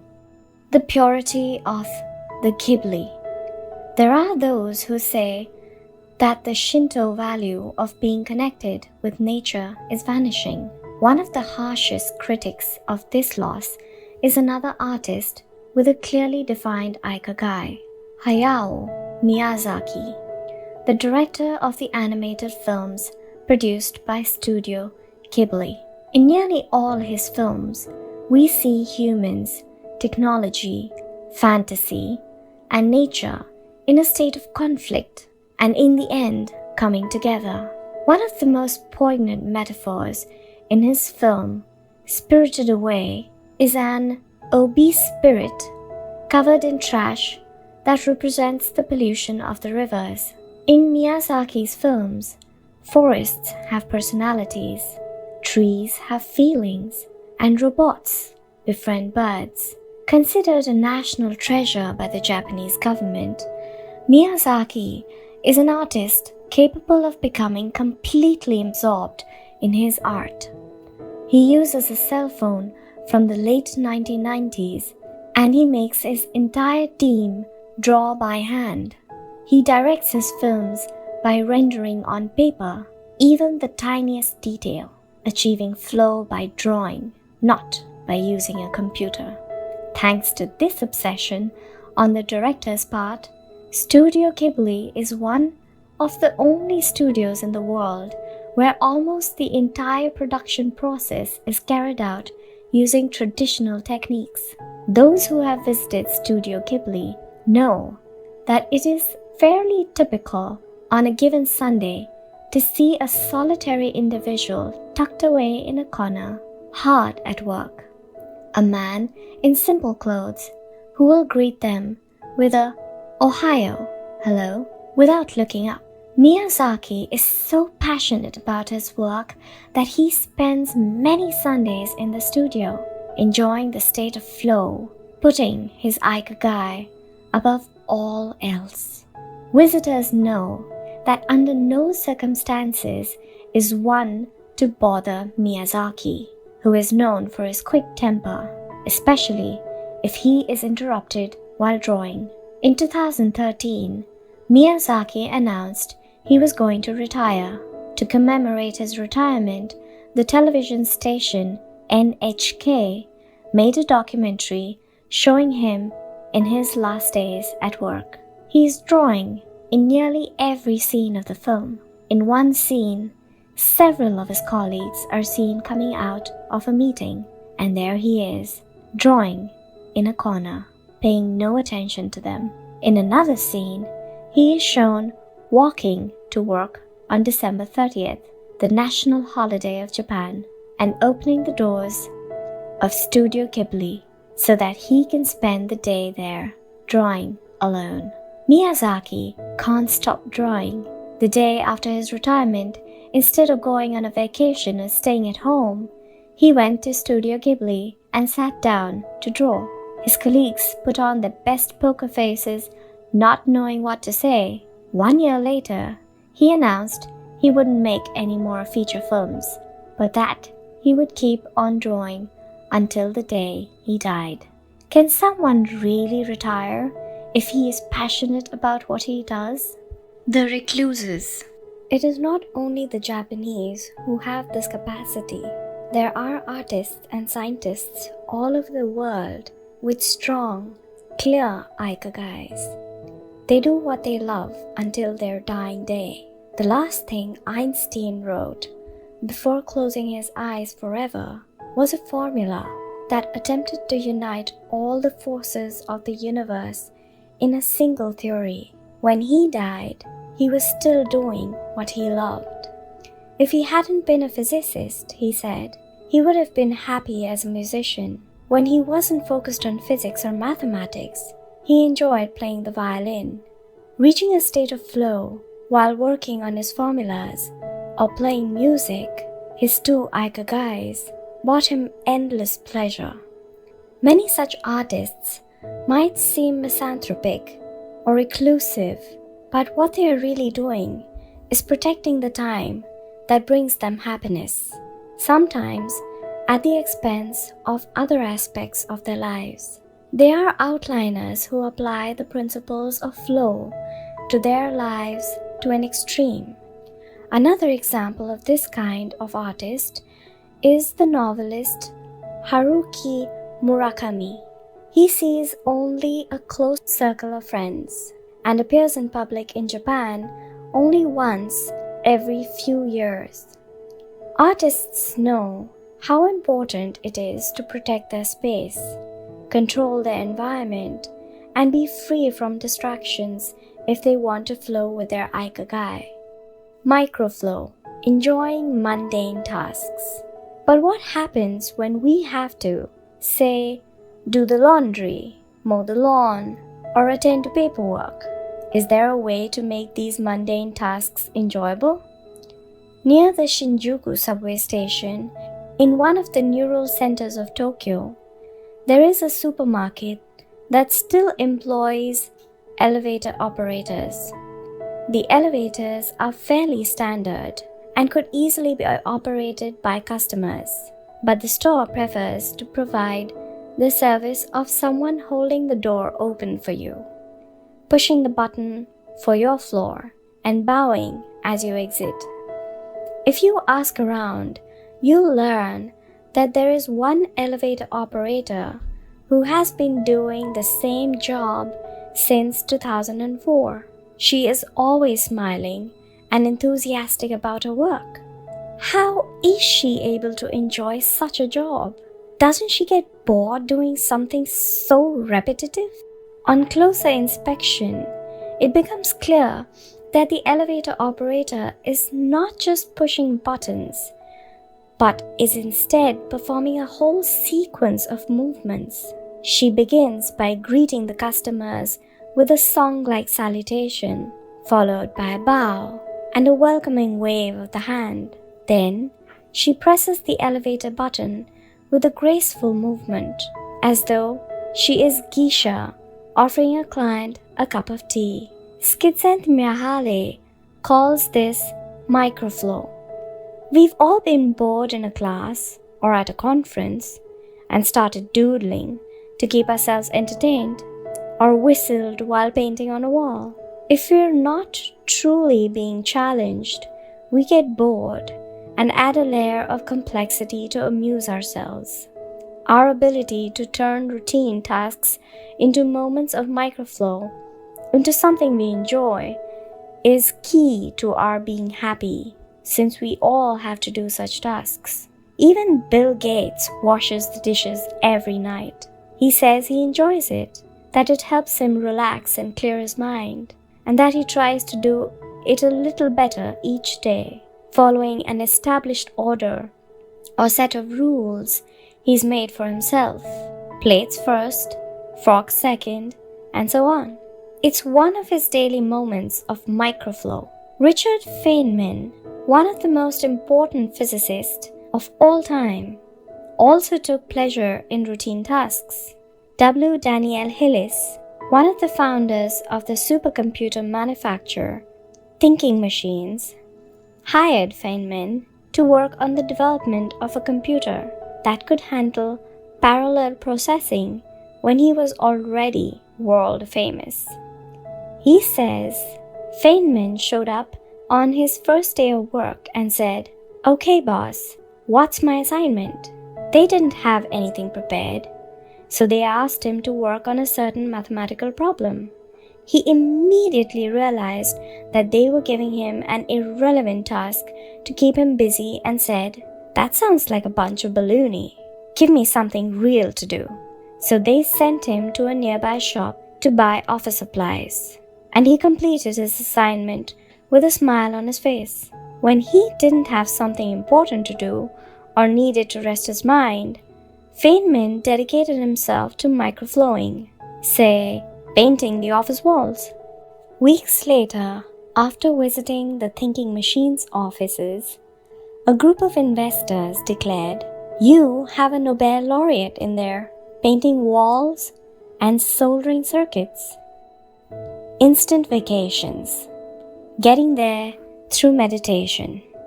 Training the mind can get us to a place of flow more quickly. Meditation is one way to exercise our mental muscles. There are many types of meditation, but they all have the same objective: calming the mind, observing your thoughts and emotions, and centering your focus on a single object. The basic practice involves sitting with a straight back and focusing on your breath. Anyone can do it, and you feel a difference after just one session.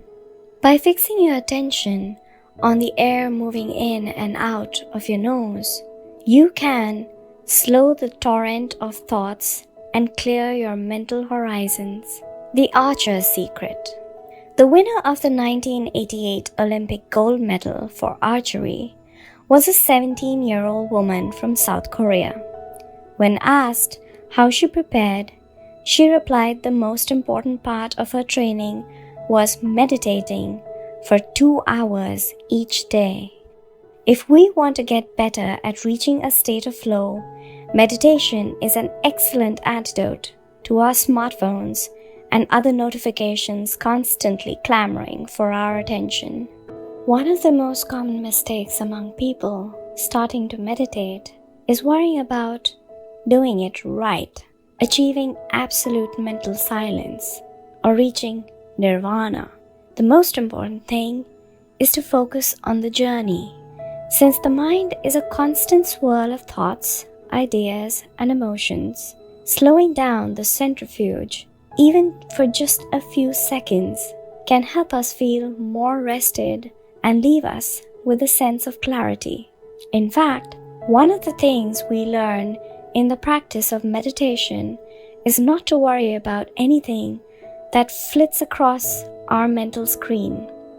The idea of killing our boss might flash into our mind, but we simply label it as a thought and let it pass like a cloud without judging or rejecting it. It's only a thought, one of the 60,000 we have every day, according to some experts. Meditation generates alpha and theta brain waves. For those experienced in meditation, these waves appear right away, while it might take a half hour for a beginner to experience them. These relaxing brain waves are the ones that are activated right before we sleep, as we lie in the sun or right after taking a hot bath. We all carry a spa with us everywhere we go. It's just a matter of knowing how to get in, something anyone can do with a bit of practice. Humans as ritualistic beings. Life is inherently ritualistic. We could argue that humans naturally follow rituals that keep us busy. In some modern cultures, we have been forced out of our ritualistic lives to pursue goals after goals in order to be seen as successful.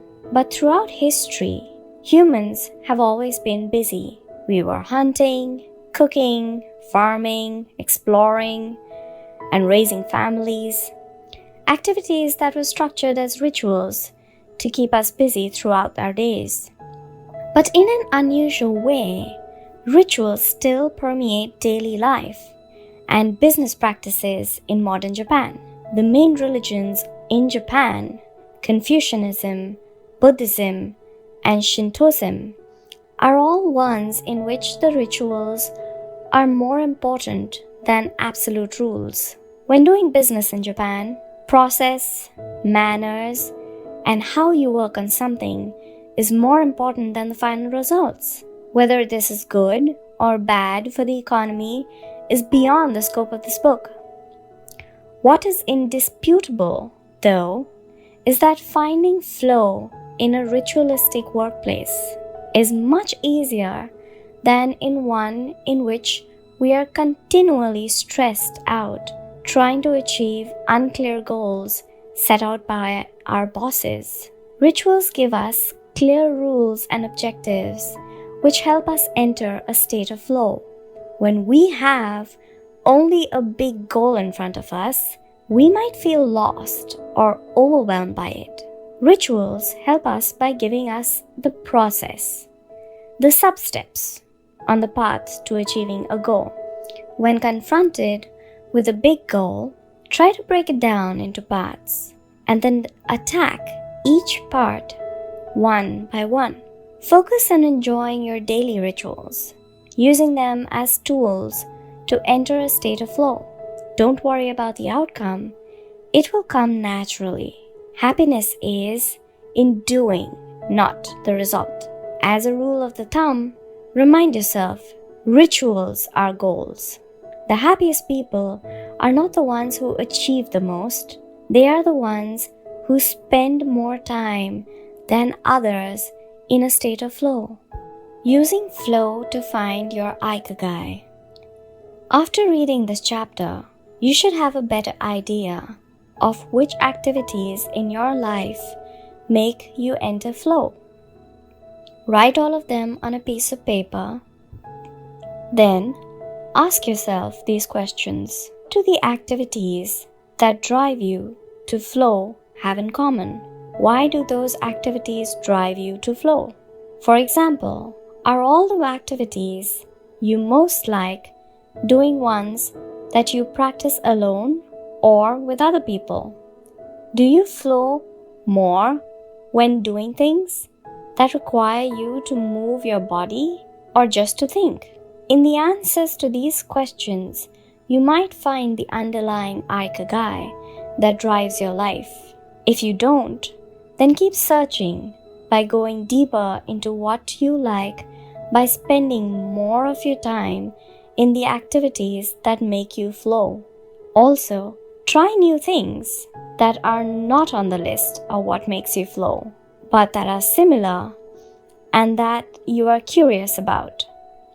For example, if photography is something that drives you into flow, you could also try painting. You might even like it more. Or if you love snowboarding, you might have never tried surfing. Flow is mysterious. It's like a muscle.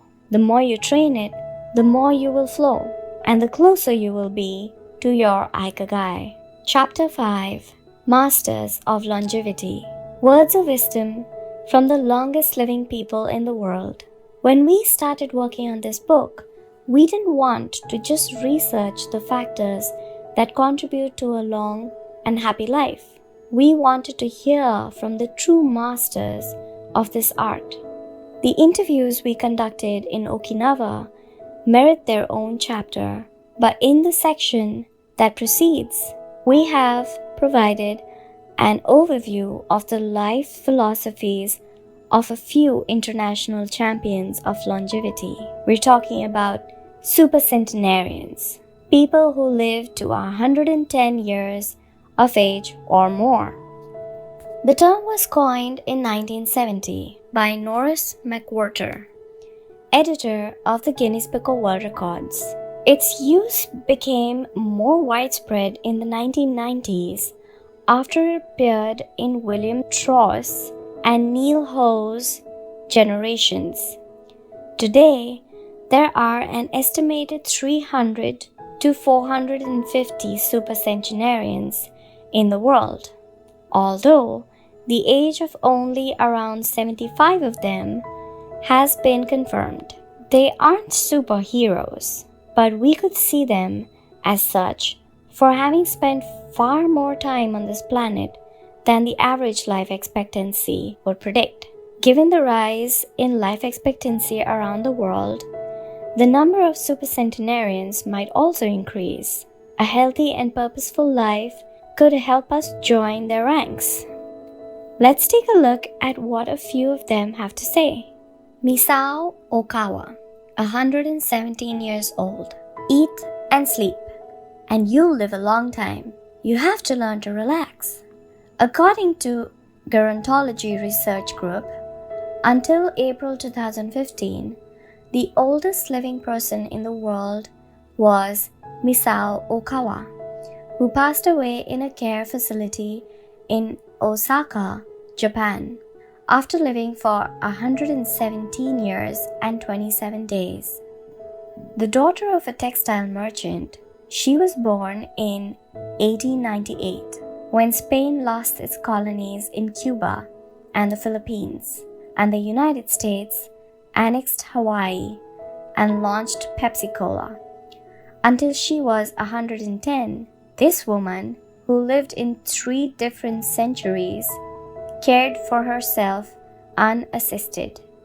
When specialists asked about her self-care routine, Misao answered simply, eating sushi and sleeping, to which we should add, having a tremendous thirst for life. When they inquired about her secret of longevity, she answered with a smile, I ask myself the same thing.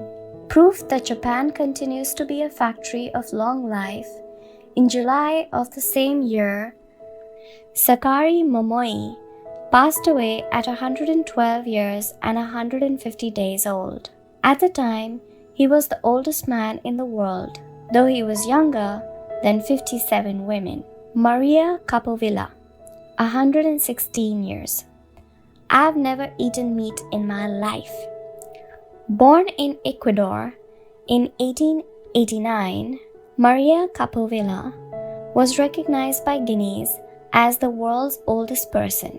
She died of pneumonia in 2006 at 116 years and 347 days old, leaving behind 3 children, 12 grandchildren, and 20 great-great-great-grandchildren. She gave one of her last interviews at the age of 107 years, sharing her memories and her thoughts.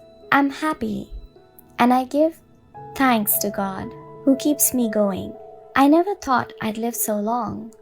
I thought I'd die long ago. My husband, Antonio, was the captain of a ship. He passed away at 84. We had 2 daughters and a son, and now I have many grandchildren and great-grandchildren. Things were better back in the old days. People behaved better. We used to dance, but we were more restrained. There was this one song I loved dancing to, Maria by Louis Alarcon. I still remember most of the words. I also remember many prayers and say them every day. I like the waltz and can still dance to it. I also still make crafts. I still do some of the things I did when I was in school. When she had finished recalling her past, she began to dance, one of her greatest passions, with an energy that made her seem decades younger. When asked about her secret for longevity, she replied simply, I don't know what the secret to long life is. The only thing I do is I've never eaten meat in my life. I attribute it to that. Jean Calment, 122 years old. Everything's fine. Born in Arles, France, in February 1875, Jean Calment lived until August 4th, 1997, making her, at 122, the oldest person of verified age in history. She jokingly said that she competed with Methuselah, and there is no question that she broke numerous records as she went on celebrating birthdays. She died of natural causes at the end of a happy life, during which she denied herself almost nothing. She rode a bicycle until she turned 100. She lived on her own until 110, when she agreed to move into a nursing home After accidentally starting a small fire in her apartment, she stopped smoking at 120 when her cataracts started making it hard for her to bring a cigarette to her lips. One of her secrets may have been her sense of humor. As she said on her 120th birthday, "I see badly, I hear badly, and I feel bad, but everything's fine." Walter Bruning, 114 years. If you keep your mind and body busy, you'll be around a long time. Born in Minnesota in 1896, Walter Bruning was able to see 3 centuries in his lifetime. He died in Montana in 2011 from natural causes. He'd have 2 wives and a 50-year career on the railroad. At 83, he retired to an assisted living center in Montana, where he remained until his death. He is the second oldest man of verified age ever born in the United States. He gave many interviews in his final years, insisting that his longevity stemmed from, among other things, his habit of eating only 2 meals per day and working for as many years as he could. "Your mind and your body, you keep both busy," he said on his 112th birthday. "You'll be here a long time." Back then, he was still exercising every day. Among Bruning's other secrets, he had a habit of helping others, and he wasn't afraid of dying. As he declared in a 2010 interview with the Associated Press, "We're all going to die. Some people are scared of dying. Never be afraid to die, because you're born to die."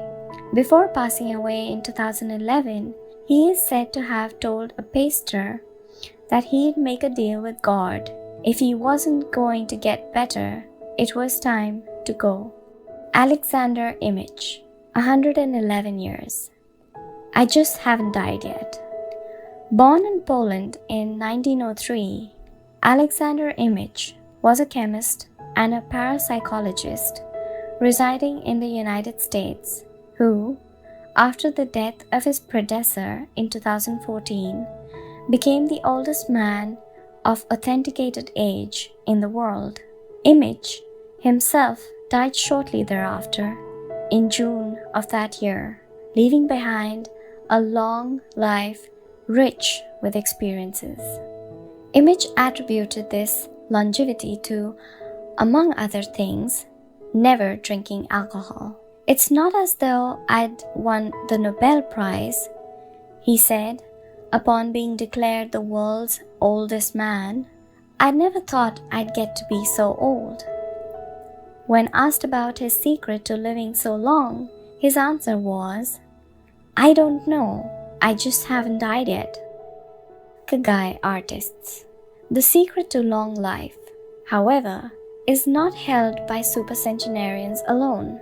There are many people of advanced age who, though they haven't made it to the Guinness Book of World Records, offer us inspiration and ideas for bringing energy and meaning to our lives. Artists, for example, who carry the torch of their Ikigai instead of retiring, have this power. Art, in all its form, is an Ikigai that can bring happiness and purpose to our days. Enjoying or creating beauty is free and something all human beings have access to. Hokusai, the Japanese artist who made woodblock prints in the ukiyo-e style and lived for 88 years, from the mid-18th to the mid-19th century, added this postscript to the first edition of his 100 Views of Mount Fuji. "All that I have produced before the age of 70 is not being worth counted. It is at the age of 73 that I have somewhat begun to understand the structure of true nature, of animals and grasses, and trees and birds and fishes and insects. Consequently, at 80 years of age, I shall have made still more progress. At 90, I hope to have penetrated into the mystery of things. At 100 years of age, I should have reached, decidedly, a marvelous degree. And when I shall be 110, all that I do, every point and every line, shall be instinct with life. In the pages that follow, we've collected some of the most inspirational words from artists interviewed by Camille Sweeney for the New York Times. Of those still living, none have retired, and all still enjoy their passion, which they plan to pursue until their final breath, demonstrating that when you have a clear purpose, no one can stop you. The actor, Christopher Plummer, still working at 86, reveals a dark desire shared by many who love the profession. We want to drop dead on stage. That would be a nice theatrical way to go. Osamu Tezuka, the father of modern Japanese manga, shared his feeling before he died in 1989.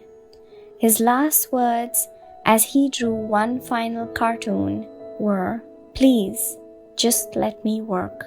The 86-year-old filmmaker, Frederick Wiseman, declared on a stroll through Paris that he likes to work, which is why he does it with such intensity.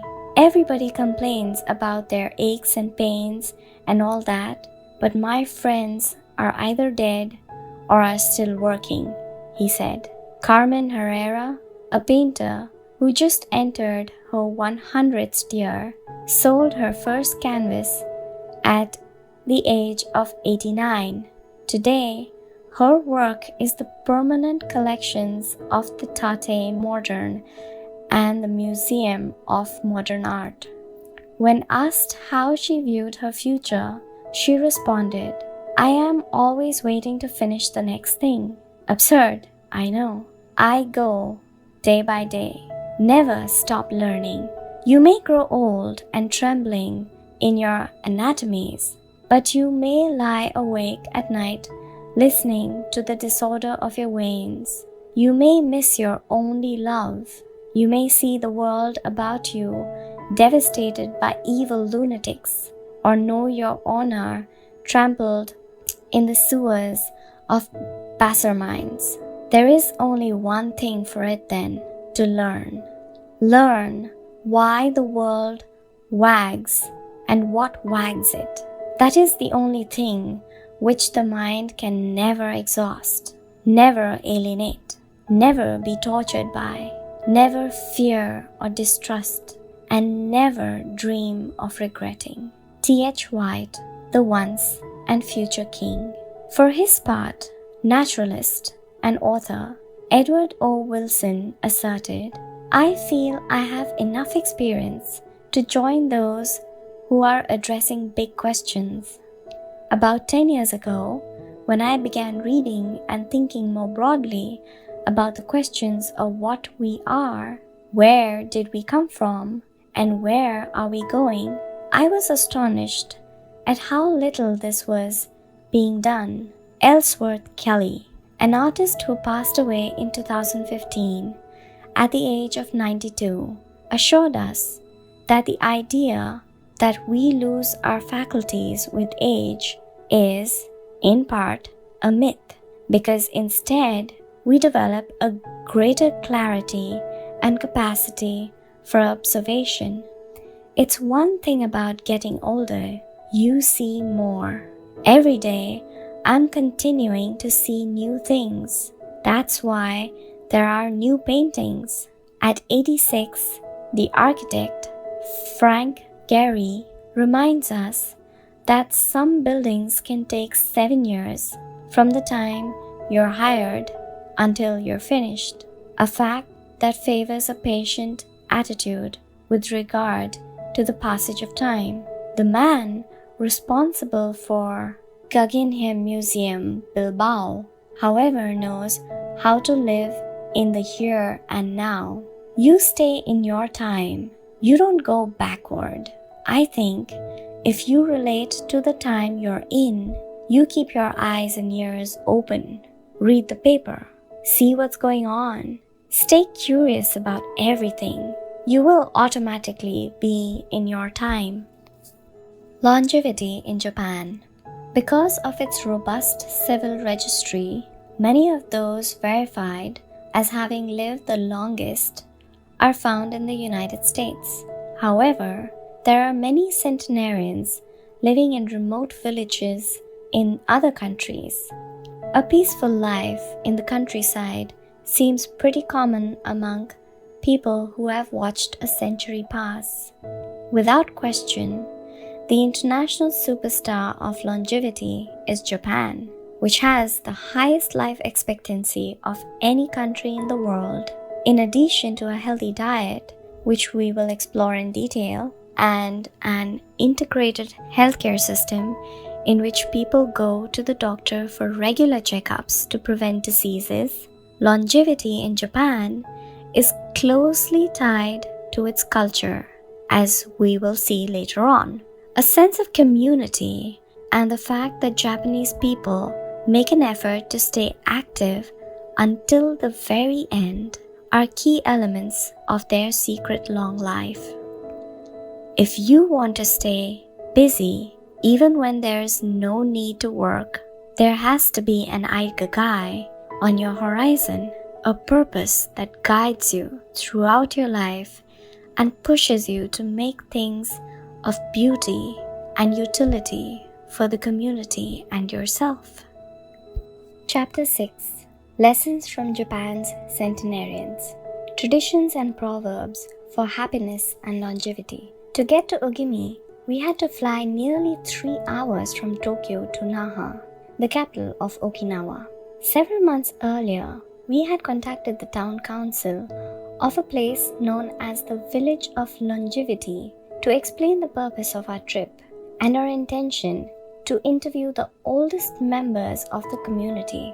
After numerous conversations, we finally got the help we were looking for and were able to rent a house just outside the town. 1 year after starting this project, we found ourselves on the doorstep of some of the longest living people in the world. We realized right away that time seems to have stopped here, as though the entire town were living in an endless here and now. Arriving in Ogimi, after 2 hours on the road from Naha, we're finally able to stop worrying about the traffic. To our left are the sea and an empty stretch of beach. To our right, the mountainous jungle of Okinawa's Yanbaru forest. Once Route 58 passes Nago, where Orion beer, the pride of Okinawa, is made, it skirts the coast until it reaches Ogimi. Every now and then, a few little houses and stores crop up in a narrow stretch of land between the road and the base of the mountain. We pass small clusters of houses scattered here and there as we enter the municipality of Ogimi, but the town doesn't really seem to have a center. Our GPS finally guides us to our destination, the Center for the Support and Promotion of Well-Being, housed in an unattractive cinder block building right off the highway. We go in through the back door, where a man named Taira is waiting for us. Beside him is a petite, cheerful woman who introduces herself as Yuki. 2 other women immediately get up from their desks and show us to a conference room. They serve us each a cup of green tea and a few shikuwasa, a citrus fruit that packs a big nutritional punch, as we will see later on. Taira sits down across from us in his formal suit and opens up a large planner and a 3-ring binder. Yuki sits next to him. The binder contains a list of all the town's residents organized by age and club or moai. Taira points out that these groups of people who help one another are characteristic of ogimi. The moai are not organized around any concrete objective. They function more like a family. Taira also tells us that volunteer work, rather than money, drives much of what happens in ogimi. Everyone offers to pitch in, and the local government takes care of assigning tasks. This way, everyone can be useful and feels like a part of a community. Ogimi is the penultimate town before Cape Hidu, the northernmost point of the largest island in the archipelago. From the top of one of Ogimi's mountains, we're able to look down over the whole town. Almost everything is the green of the Yanbaru jungle, making us wonder where the nearly 3,200 residents are hiding. We can see a few houses, but they're scattered in little clusters near the sea or in small valleys accessible by side roads. Communal life. We're invited to eat in one of Ogimi's few restaurants, but when we arrive, the only 3 tables are already reserved. Don't worry, we'll go to Churomi instead. It never fills up, says Yuki, walking back to her car. She's still driving at age 88 and takes great pride in that. Her co-pilot is 99 and has also decided to spend the day with us. We have to drive fast to keep up with them on a highway that is sometimes more dirt than asphalt. Finally, reaching the other end of the jungle, we can at last sit down to eat. I don't really go to restaurants, Yuki says, as we take our seats. Almost everything I eat comes from my vegetable garden, and I buy my fish from Tanaka, who's been my friend forever. The restaurant is right by the sea and seems like something from the planet Tatooine from Star Wars. The menu boasts in large letters that it serves slow food, prepared with organic vegetables grown in the town. But really, Yuki continues, food is the least important thing. She is extroverted and rather pretty. She likes to talk about her role as the director of several associations run by the local government. Food won't help you live longer, she says, bringing to her lips a bite of the diminutive confection that followed our meal. The secret is smiling and have a good time. There are no bars and only a few restaurants in Ogimi, but those who live there enjoy a rich social life that revolves around a community. The town is divided into 17 neighborhoods, and each one has a president and several people in charge of things like culture, festivals, social activities, and longevity. Residents pay close attention to this last category. We're invited to the community center of one of the 17 neighborhoods.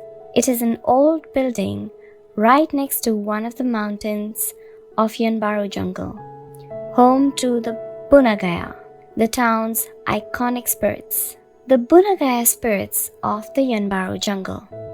Bunagaya are magical creatures that inhabit the Yanbaru jungle near Ogimi and its surrounding towns. They manifest as children with long red hair and like to hide in the jungles of the banyan trees and go fishing on the beach.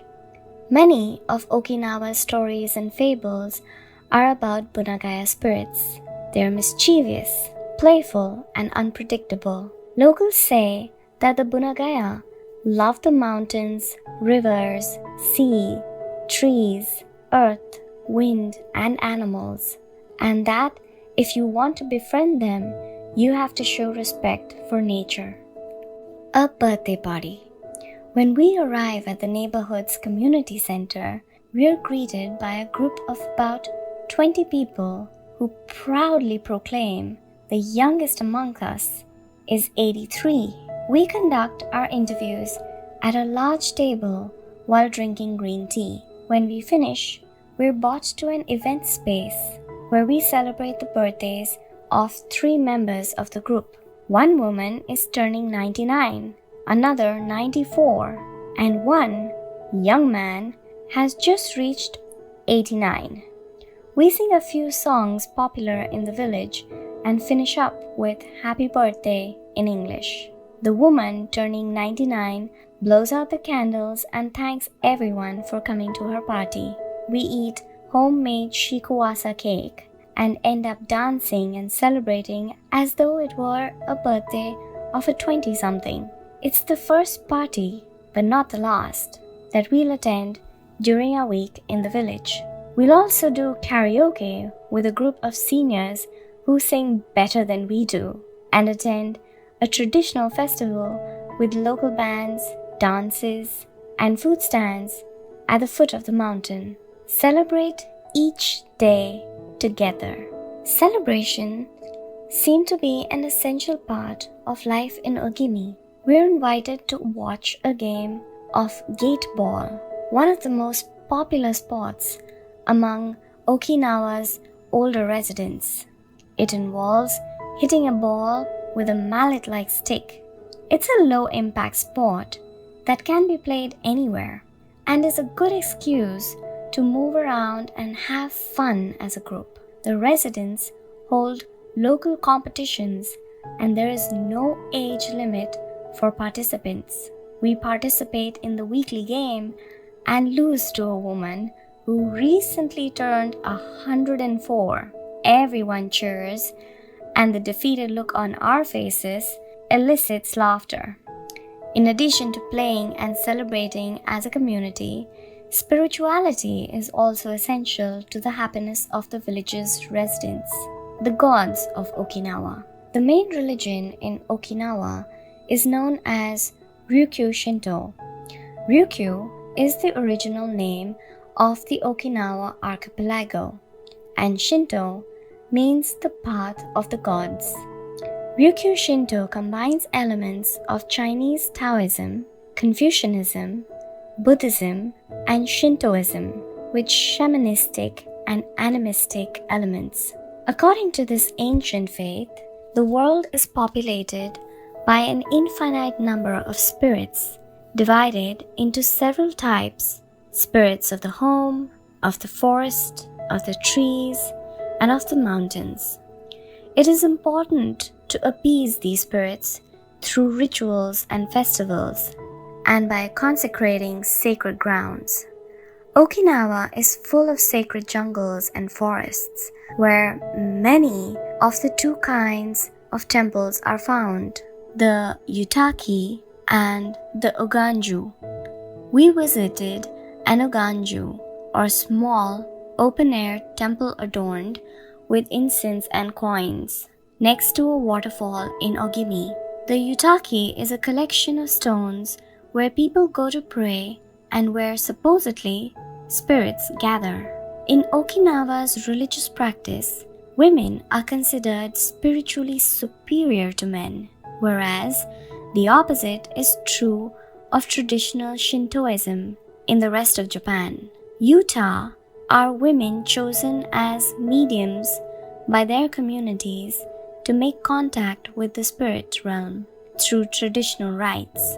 Ancestor worship is another important feature of spiritual practice in Okinawa and in Japan in general. The home of each generation's firstborn usually contains a butsudan, or small altar, used to pray for and make offerings to the family's ancestors. Mabui. Every person has an essence, or mabui. This mabui is our spirit and the source of our life force. It is immortal and makes us who we are. Sometimes, the mabui of someone who has died is trapped in the body of a living person. This situation requires a separation ritual to free the mabui of the deceased. It often happens when a person dies suddenly, especially at a young age, and his or her mabui does not want to move on to the realm of the dead. A mabui can also be passed from person to person by physical contact. A grandmother who leaves her granddaughter a ring transfers a part of her mabui to her. Photographs can also be a medium of passing mabui among people. The older, the stronger.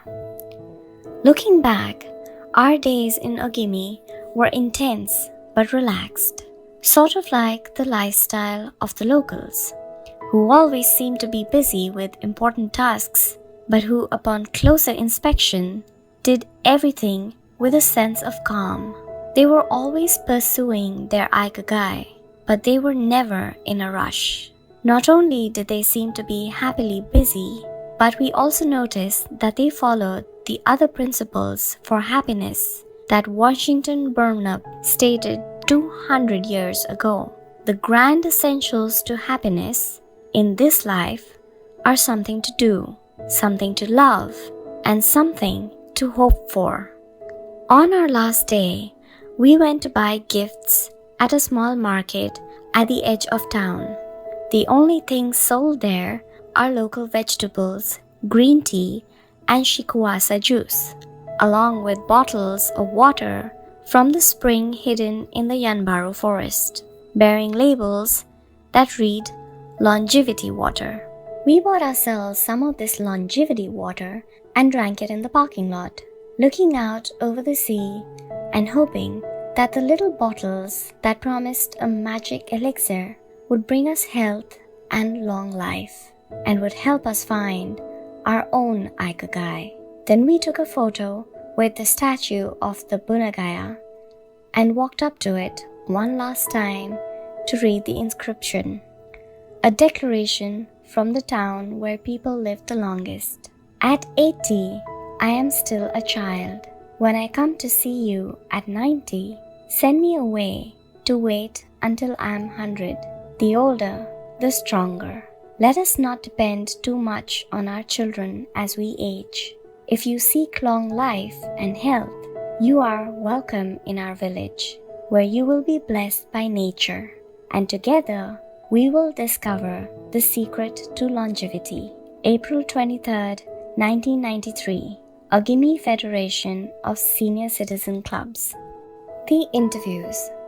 Over the course of a week, we conducted a total of 100 interviews, asking the eldest members of the community about their life philosophy, their Ikigai, and the secrets to longevity.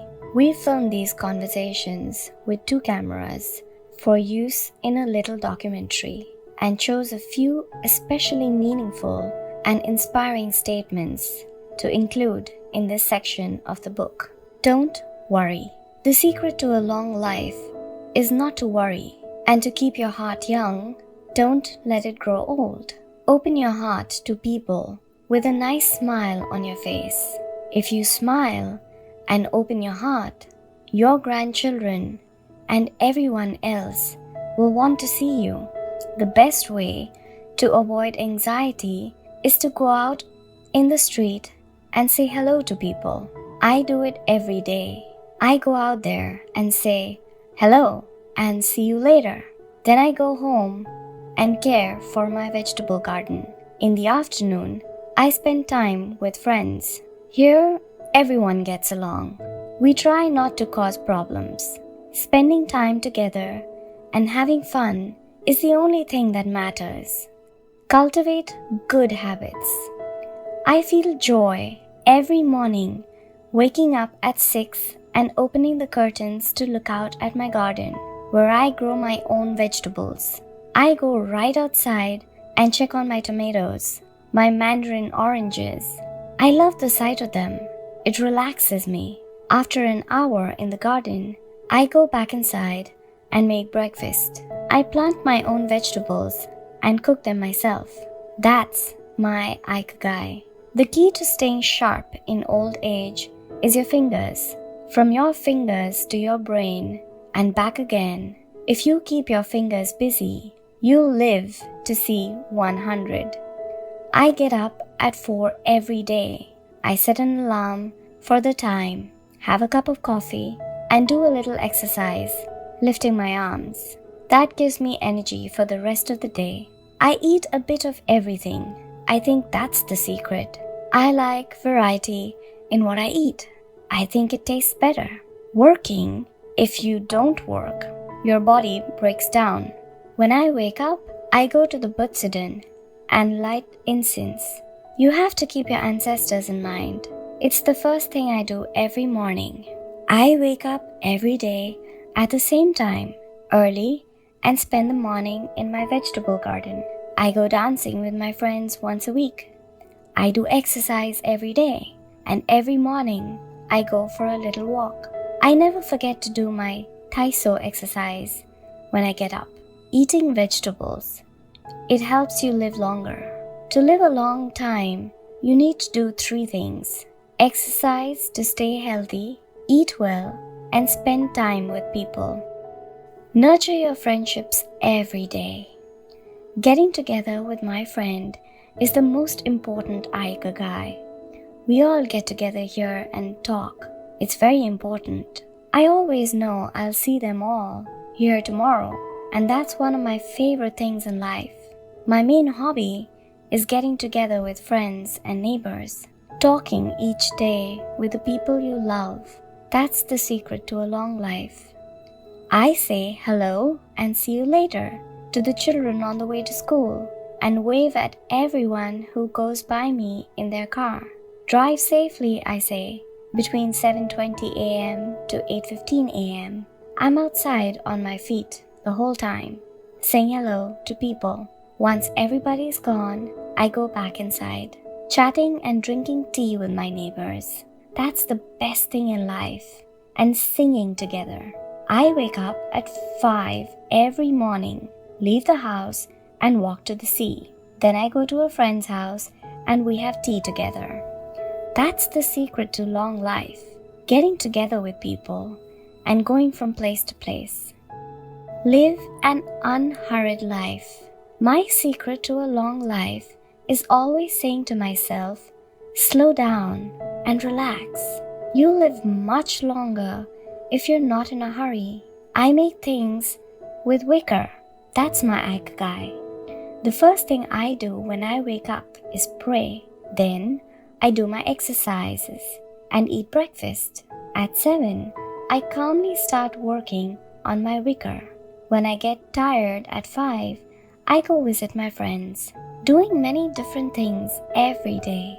Always staying busy, but doing one thing at a time without getting overwhelmed. The secret to long life is going to bed early, waking up early, and going for a walk. Living peacefully and enjoying the little things. Getting along with your friends. Spring, summer, fall, winter. Enjoying each season happily. Be optimistic. Every day I say to myself, today will be full of health and energy. Live it to the fullest. I'm 98, but consider myself young. I still have so much to do. Laugh. Laughter is the most important thing. I laugh wherever I go. I'm going to live to be 100. Of course I am. It's a huge motivation for me. Dancing and singing with your grandchildren is the best thing in life. I feel very fortunate to be born here. I give thanks to it every day. The first important thing in Ogimi in life is to keep smiling. I do volunteer work to give back to the village a bit of what it has given to me. For example, I use my car to help friends get to the hospital. There's no secret to it. The trick is just live. Keys to the Ogimi lifestyle. 100% of the people we interviewed keep a vegetable garden, and most of them also have fields of tea, mangoes, shikuwasa, and so on. All belong to some form of neighborhood association where they feel cared for, as though by family. They celebrate all the time. Even little things, music, song, and dance are essential parts of daily life. They have an important purpose in life, or several. They have an Ikigai, but they don't take it too seriously. They are relaxed and enjoy all that they do. They are very proud of their traditions and local culture. They are passionate about everything they do, however insignificant it might seem. Locals have a strong sense of yuimaru, recognizing the connection between people. They help each other with everything from work in the fields, harvesting sugarcane or planting rice, to building houses and municipal projects. Our friend Miyagi, who ate dinner with us on our last night in town, told us that he was building a new home with the help of all his friends and that we could stay there the next time we were in Ogimi. They are always busy, but they occupy themselves with tasks that allow them to relax.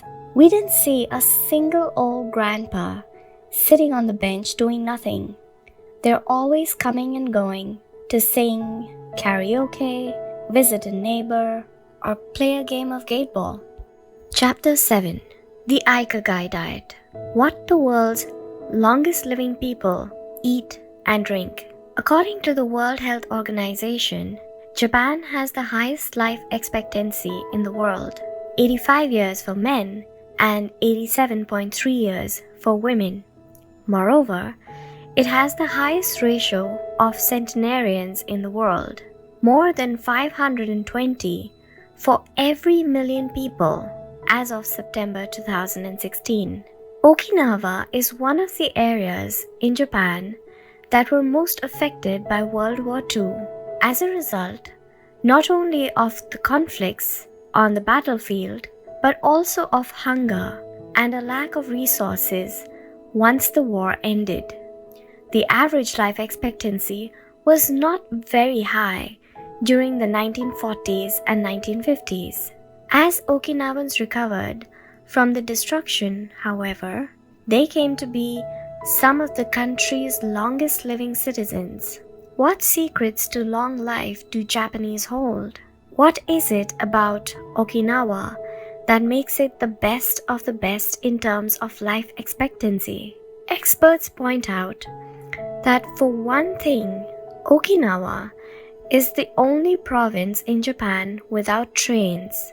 Its residents have to walk or cycle when not driving. It is also the only province that has managed to follow the Japanese government's recommendation of eating less than 10 grams of salt per day. Okinawa's miracle diet.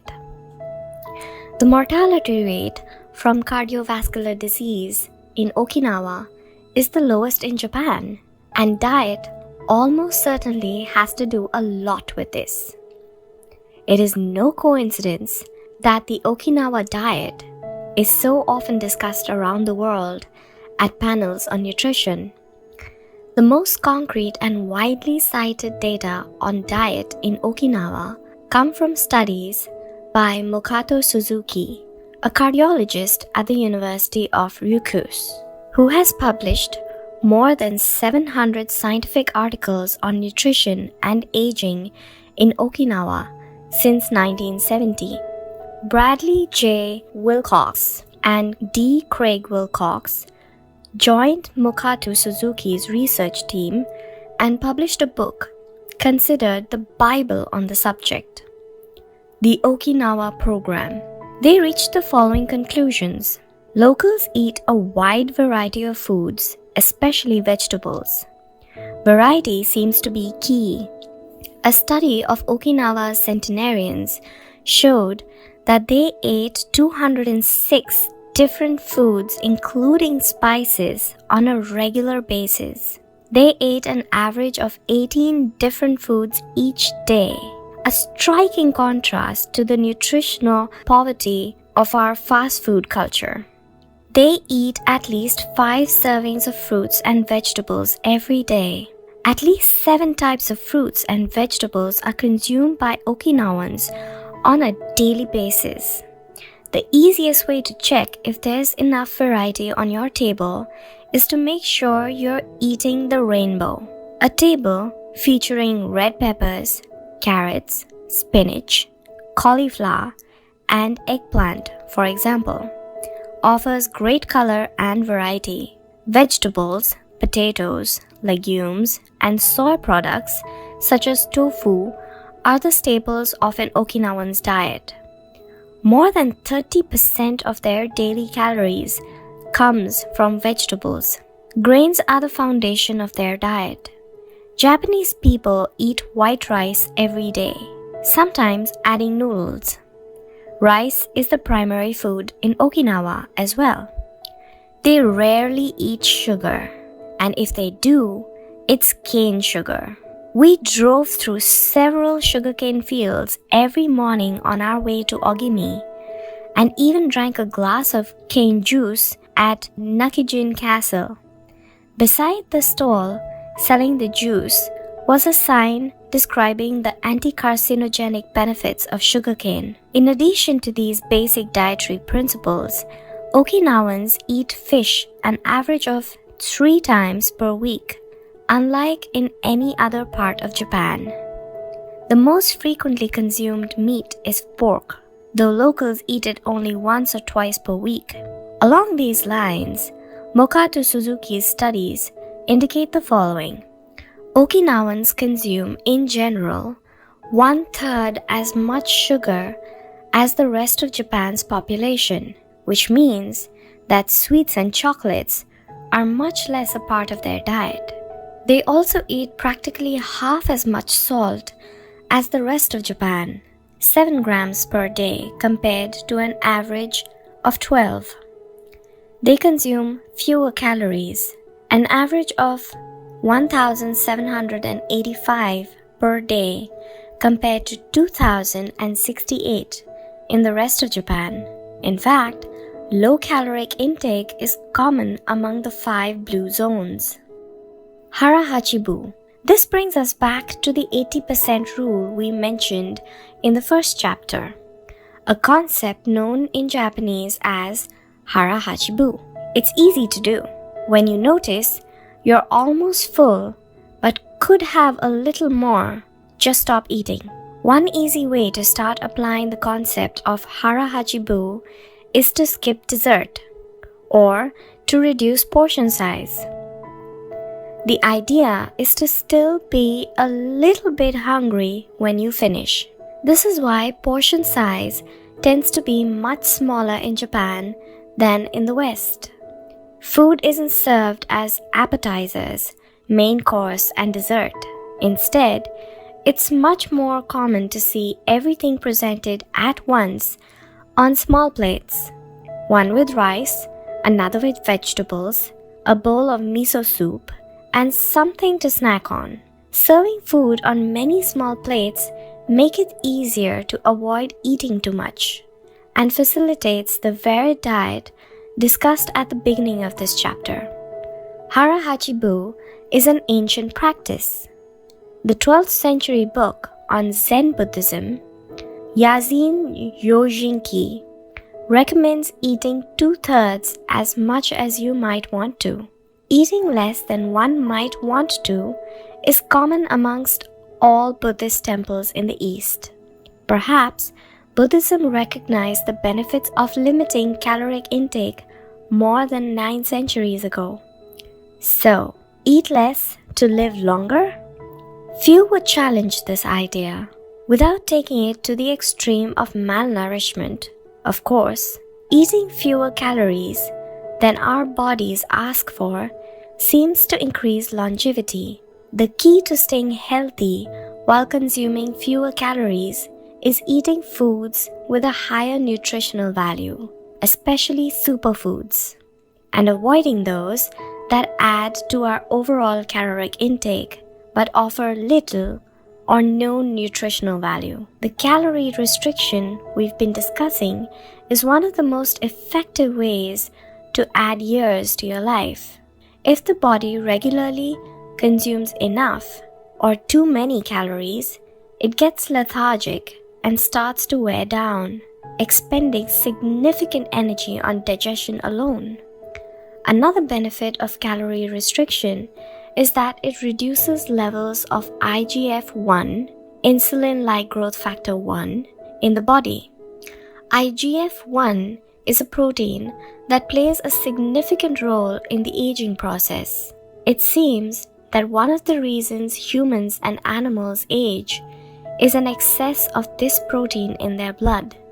Whether calorie restrictions will extend lifespan in humans is not yet known, but data increasingly indicate that moderate calorie restrictions with adequate nutrition has a powerful protective effect against obesity, type 2 diabetes, inflammation, hypertension, and cardiovascular disease, and reduces metabolic risk factors associated with cancer. An alternative to following the 80% rule on a daily basis is to fast for 1 or 2 days each week. The 5:2 or fasting diet recommends 2 days of fasting, consuming fewer than 500 calories every week, and eating normally on the other 5 days. Among its many benefits, fasting helps cleanse the digestive system and allows it to rest. 15 natural antioxidants found in Okinawan diet. Antioxidants are molecules that slow the oxidation process in cells, neutralizing the free radicals that cause damage and accelerate aging. The antioxidant power of green tea, for example, is well known and will be discussed later at greater length.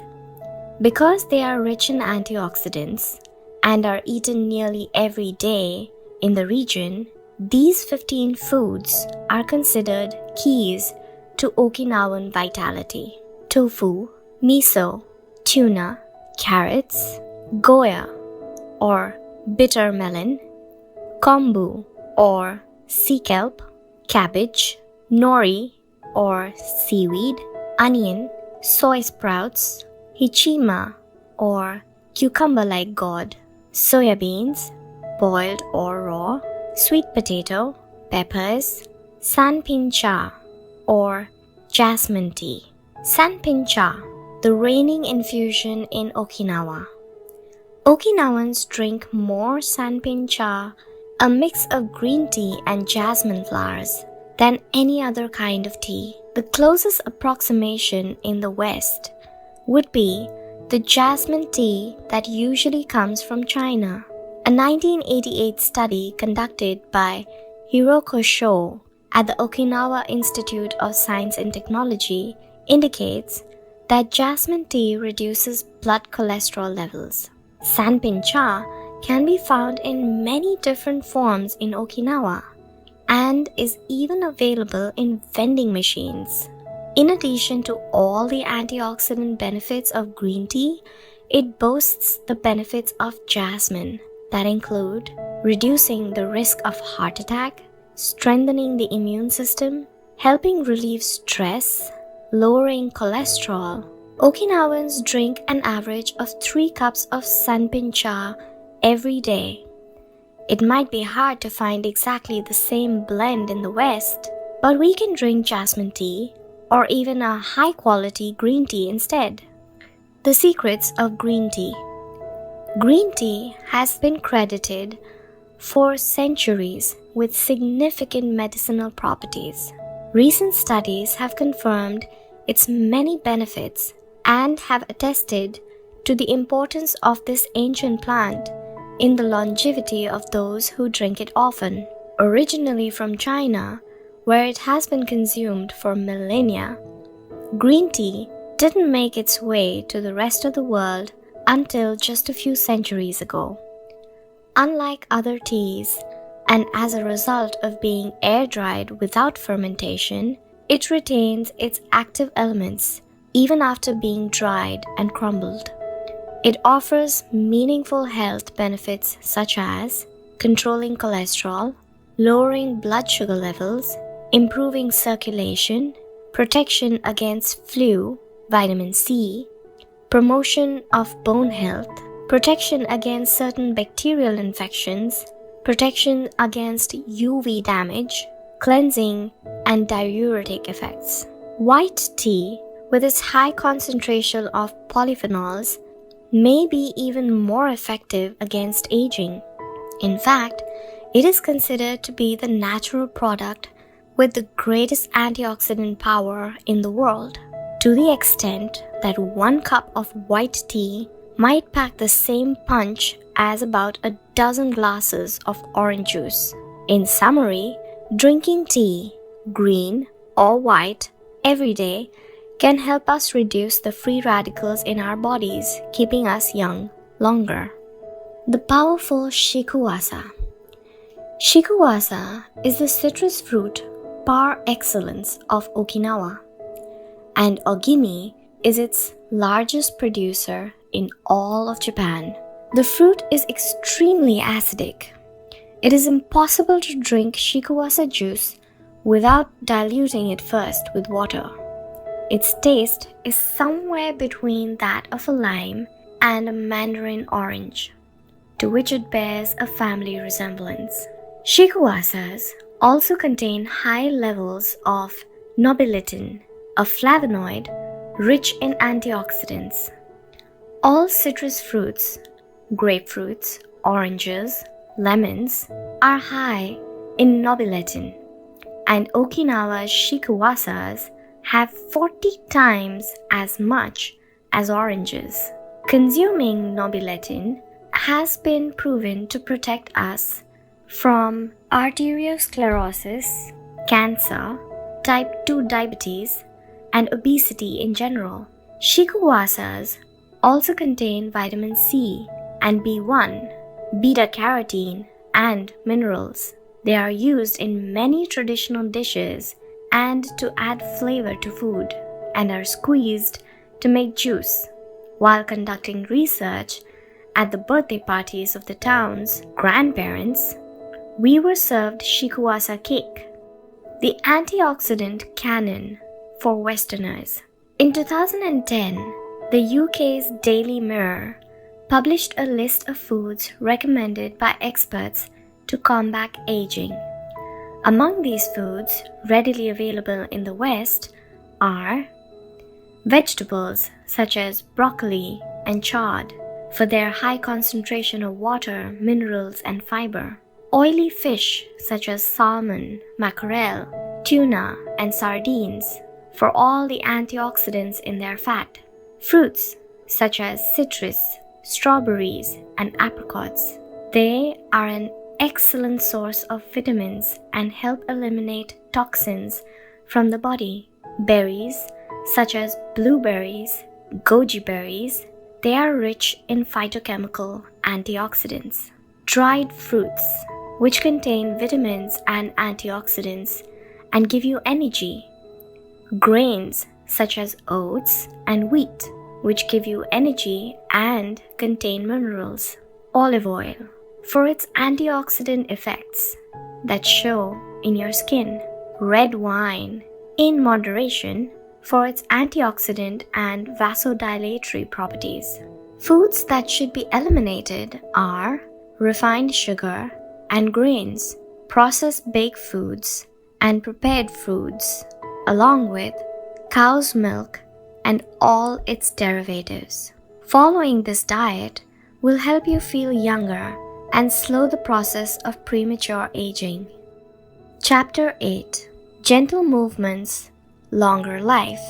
Exercises from the East that promote health and longevity. Studies from the blue zones suggest that the people who live longest are not the ones who do the most exercise, but rather the ones who move the most.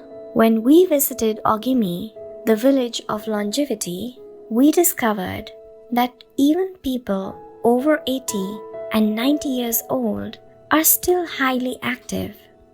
They don't stay at home looking out the window or reading the newspaper. Ogimi's residents walk a lot, do karaoke with their neighbors, get up early in the morning, and as soon as they've had breakfast, or even before, head outside to weed their gardens. They don't go to the gym or exercise intensely, but they almost never stop moving in the course of their daily routines. As easy as getting out of your chair. Metabolism slows down 90% after 30 minutes of sitting. The enzymes that move the bad fat from your arteries to your muscles, where it can be burnt off, slow down. And after 2 hours, good cholesterol drops 20%. Just getting up for 5 minutes is going to get things going again.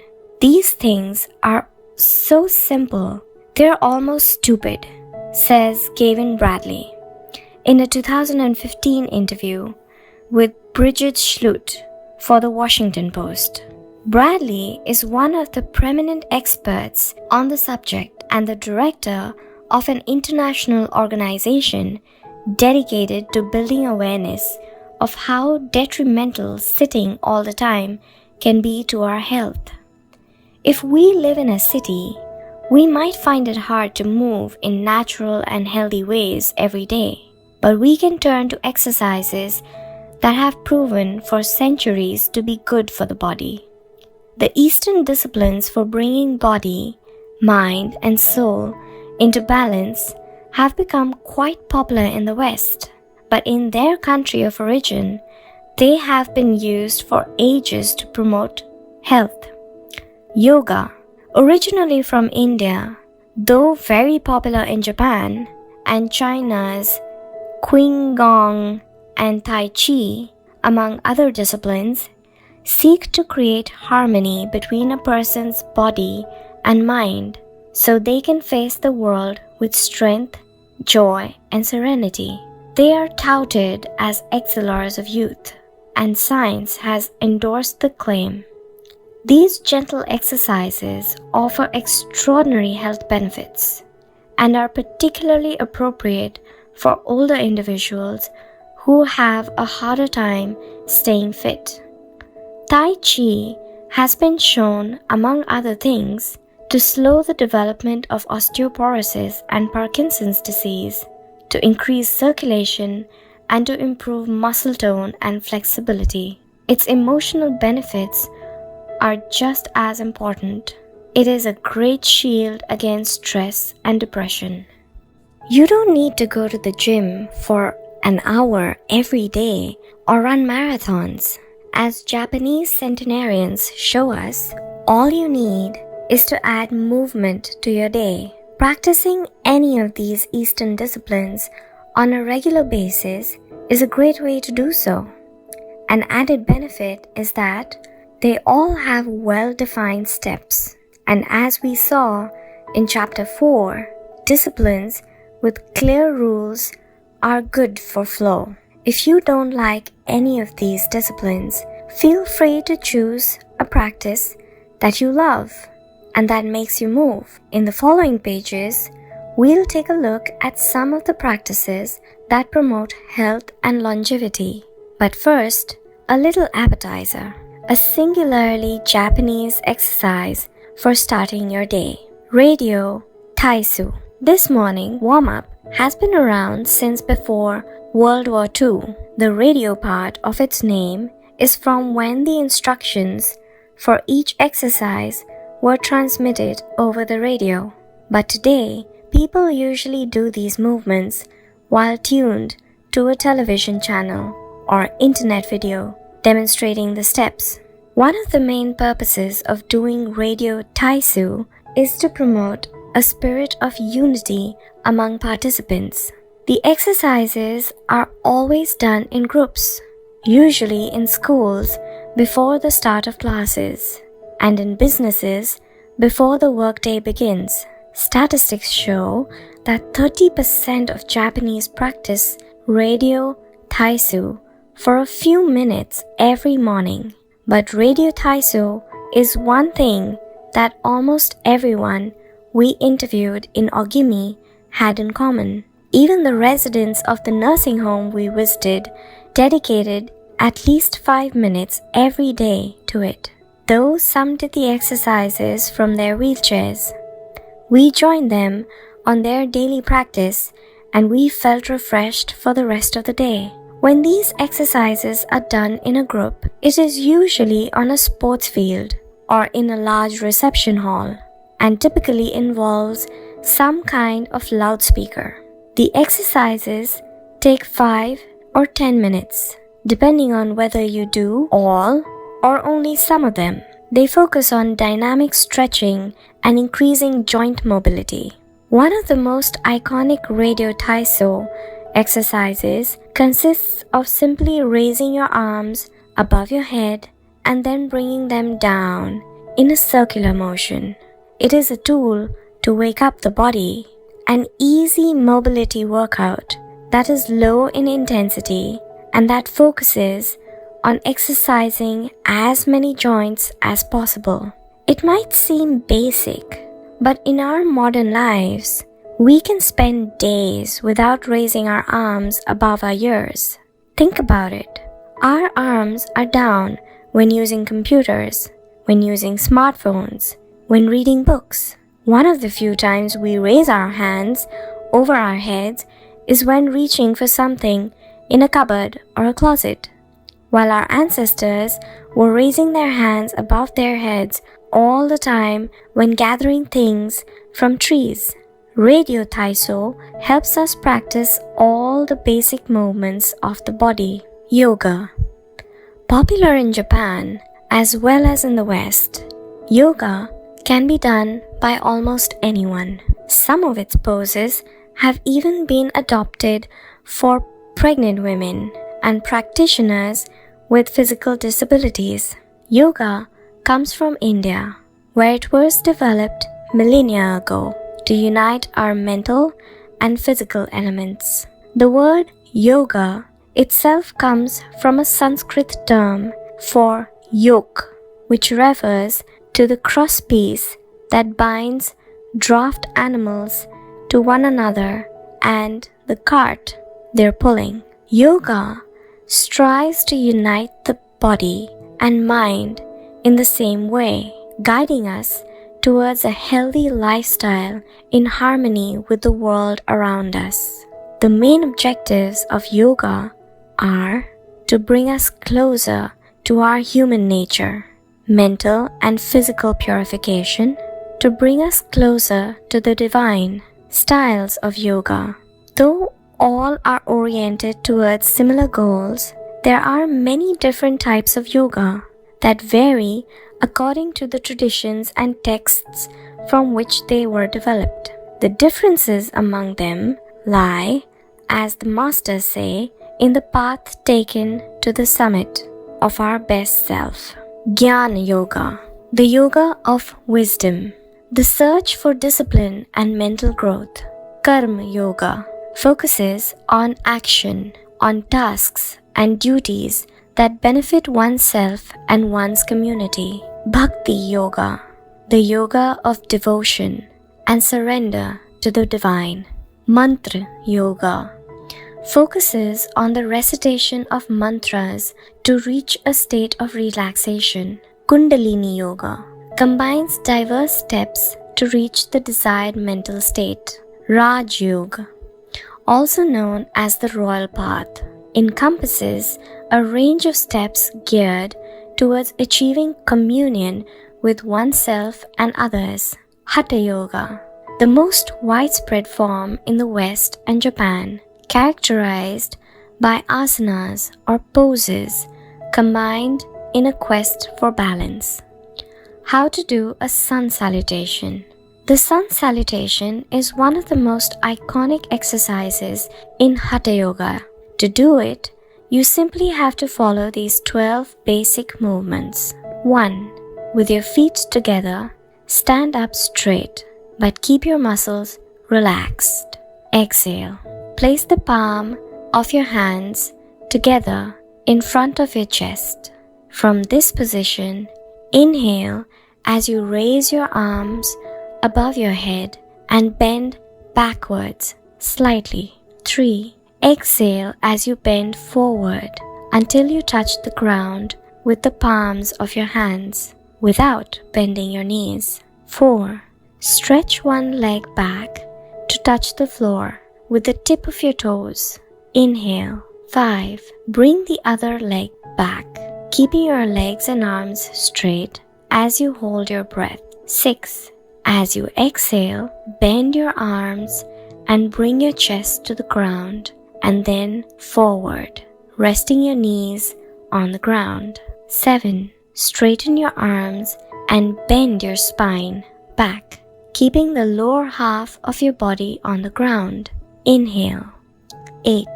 With your hands and feet on the ground, lift your hips until your arms and legs are straight and your body forms an upside down V. Exhale throughout the movement. 9. Bring forward the same leg you'd stretched back earlier and bend it so that your knee and foot are aligned under your head between your hands. Inhale. 10. Exhale as you bring your back foot forward and straighten your legs, keeping your hands on the ground as in posture 3. 11. Bring your arms above your head with your palms together and bend backwards slightly as you dip in posture 2 while you inhale. 12. Lower your arms in their initial position in mountain pose while you exhale. You've just greeted the sun. Now you're ready to a fantastic day. Tai Chi, also known as Tai Chi Quan. Tai Chi is a Chinese martial art that can be traced back hundreds of years to Buddhism and Confucianism. It is very important in Japan too. According to Chinese tradition, it was created by the Taoist master and martial arts practitioner Zhang Sanfeng, though it was Yang Luchan who in the 19th century brought the form to the rest of the world. Tai Chi was originally a ninja or internal martial art, meaning its goal was personal growth. Focused on self-defense, it teaches those who practice it to defeat their adversaries by using the least amount of force possible and by relying on agility. Tai Chi, which was also seen as a means of healing body and mind, would go on to be used more frequently to foster health and inner peace. To encourage its citizens to be more active, the Chinese government promoted it as an exercise, and it lost its original connection to martial arts, becoming instead a source of health and well-being accessible to all. Styles of Tai Chi. There are different schools and styles of Tai Chi. The following are the best known. Chen style alternates between slow movements and explosive ones. Yang style, the most widespread of the forms, characterized by slow, fluid movements. Wu style utilizes small, slow, and deliberate movements. Hao style, centered on internal movements with almost microscopic external movements. One of the least practiced forms of Tai Chi, even in China. Despite the differences, these styles all have the same objectives: to control movement through stillness, to overcome force through finesse, to move second and arrive first, to know yourself and your opponent. The 10 basic principles of Tai Chi. According to Master Yang Shengfu, the correct practice of Tai Chi follows 10 basic principles. 1. Elevate the crown of your head and focus all your energy there. 2. Tighten your chest and expand your back to lighten your lower body. 3. Relax your waist and let it guide your body. 4. Learn to differentiate between heaviness and lightness, knowing how your weight is distributed. 5. Relax the shoulders to allow free movement of the arms and promote the flow of energy. 6. Value the agility of your mind over the strength of your body. 7. Unify the upper and lower body so they can act in concert. 8. Unify the internal and external to synchronize mind, body, and breath. 9. Do not break the flow of your movement. Maintain fluidity and harmony. 10. Look for stillness in movement. An active body leads to a calm mind. Imitating clouds. One of the best known movements in Tai Chi consists of following the forms of clouds in an exercise called Wave Hands Like Clouds. Here are the steps. 1. Extend your arms in front of you with your palms down. 2. Turn your palms to face in as though you were hugging a tree trunk. 3. Open your arms out to the side. 4. Bring the left arm up and center and the right arm down and center. 5. Trace the shape of a ball in front of your body. 6. Turn your left palm towards your face. 7. Shift your weight to your left foot and pivot from your hip towards that side, while your eyes follow the movement of your hand. 8. Bring your left hand to your waist and your right hand in front of your face. 9. Shift your weight to your right foot. 10. Pivot towards your right, looking at your raised right hand the entire time. 11. Repeat this movement fluidly, shifting your weight from one foot to the other as you reposition your hands. 12. Stretch your arms out in front of you again and bring them down slowly, returning to your initial position. Qigong, also known as Qigong. Its name combines Qi, meaning life force or energy, and Gong, meaning work, indicating that the form works with the individual's life force. Though relatively modern, especially under its current name, the art of Qigong is based on a Tao Yin, an ancient art meant to foster mental and physical well-being. The practice began to appear in reports on training and martial arts at the beginning of the 20th century, and by the 1930s was being used in hospitals. The Chinese government later popularized it as it had done with Tai Chi. Qigong involves static and dynamic physical exercises that stimulate respiration in a standing, seated, or reclined position. There are many different styles of Qigong, but all of them seek to strengthen and regenerate Qi. Though its movements are typically gentle, the practice is intense. Benefits of Qigong. According to numerous international scientific studies, Qigong, like Tai Chi and yoga, offers significant health benefits. The following stand out among those proven through scientific research, as observed by Dr. Kenneth M. Santzer of San Francisco's Qigong Institute in his article, Medical Applications of Qigong. Modification of brainwaves, improved balance of sex hormones, lower mortality rate from heart attacks, lower blood pressure in patients with hypertension, greater bone density, better circulation, deceleration of symptoms associated with senility, greater balance and efficiency of bodily functions, increased blood flow to the brain, and greater mind-body connection, improved cardiac function, reduction in the secondary effects of cancer treatment. Practicing these arts not only keeps us in shape, it also helps us extend our lives. Methods of practicing Qigong. In order to practice Qigong correctly, we should remember that our energy flows through our whole body. We should know how to regulate its many parts. Tao Shen, regulating the body. By adopting the correct posture, it is important to be firmly rooted to the ground. Tao Shui, regulating the breath until it is calm, steady, and peaceful. Tao Xin, regulating the mind, the most complicated part, as it implies emptying the mind of thoughts. Tao Qi, regulating the life force. Through the regulation of the three prior elements, so it flows naturally. Tao Shen, regulating the spirit. The spirit is both strength and root in the battle, as Yan Ming explains in the essence of Tai Chi Qigong. In this way, the whole organism will be prepared to work together towards a single goal.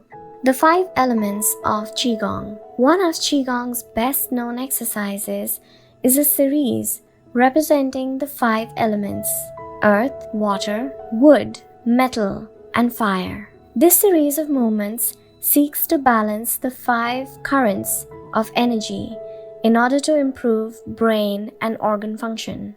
There are several ways to do these movements. In this case, we're following the model of Professor Maria Isabel Gracia Monreal from the Qigong Institute in Barcelona.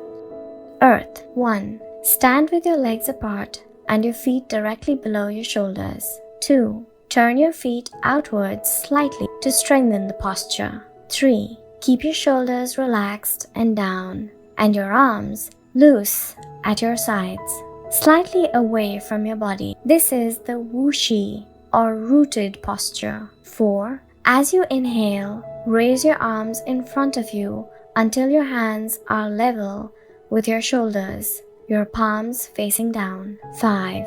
Exhale as you bend your knees and bring your arms down until your hands are level with your stomach, your palms facing in. 6. Hold this position for a few seconds, focusing on your breath. Water. 1. Starting from the earth posture, bend your knees into a squat, keeping your chest upright and exhaling throughout.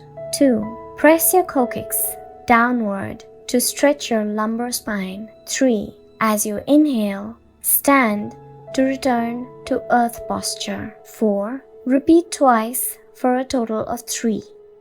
Wood.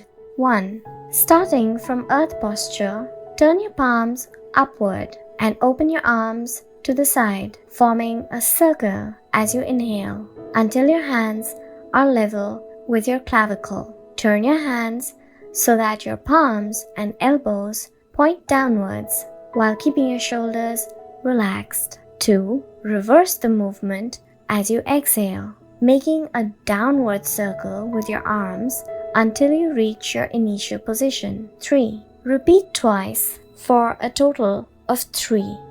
Metal. 1. Starting from the earth posture, raise your arms until your hands are level with your sternum. 2. Turn your palms towards each other, about 4 inches apart, with your fingers relaxed and slightly separated, pointing upward. 3. As you inhale, move your hands away from each other until they are shoulder width apart. 4. As you exhale, bring your hands towards each other until they are back in position 2. 5. Repeat twice for a total of 3, observing the concentration of energy as you bring your hands together in front of your lungs. Fire. 1. Starting from earth posture, bring your hands level with your heart as you inhale, with one hand slightly above the other and your palms facing each other. 2. Rotate your hands to feel the energy of your heart. 3. Turn from your waist gently to the left, keeping your torso relaxed and your forearms parallel to the ground. 4. With your palms still facing each other, separate your hands, bringing one up until it is level with your shoulder and the other down in front of your abdomen. 5. Turn from your waist gently to the right, keeping your torso relaxed and your forearms parallel to the ground. 6.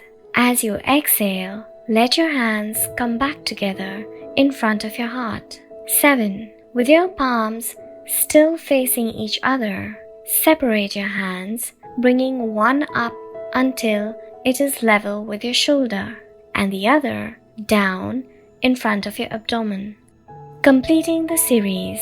Starting from the earth posture, inhale as you bring your hands level with your shoulders, palms facing down. As you exhale, lower your arms to rest at your sides, returning to the initial Wu Qi posture. Shiatsu. Created in Japan in the early 20th century, principally for the treatment of arthritis, Shiatsu also works on energy flow through the application of pressure with the thumbs and the palms of the hands. In combination with stretching and breathing exercises, it seeks to create equilibrium among the different elements of the body. It is not important that Tao Yin have a name, is imitating something, or is engraved in jade. What is important is the technique and the essence of what is really practiced. Stretching and contracting, bending and lifting of the head, stepping, lying down, resting or standing, walking or stepping slowly, screaming or breathing, everything can be a Tao Yin by Zhi Hong.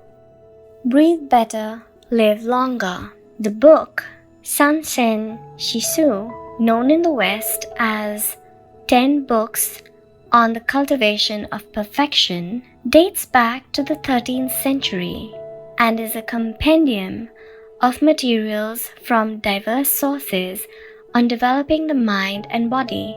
It quotes, among others, the celebrated Chinese doctor and essayist Sun Simiao, who lived during the 6th century. Sun Simiao was a proponent of a technique called 6 healing sounds, which involves the coordination of movement, breathing, and pronouncing sounds with the purpose of bringing our souls to a place of calm.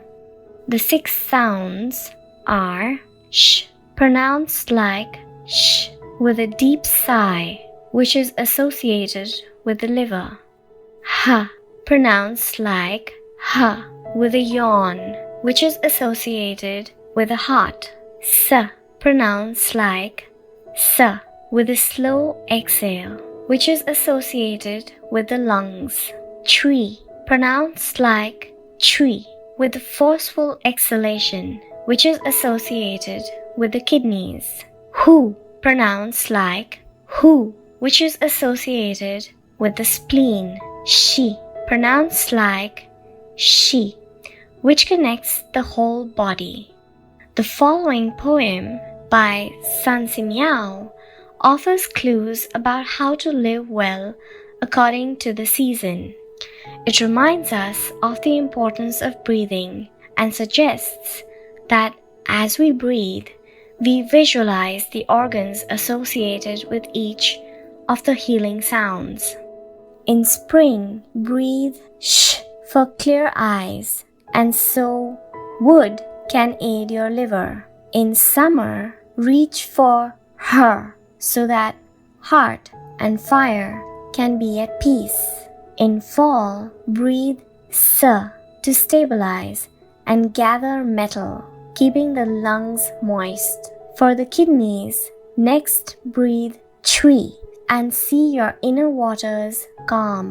The triple heater needs your shi to expel all heat and troubles. In all 4 seasons, take deep breaths so your spleen can process food. And of course, avoid exhaling noisily.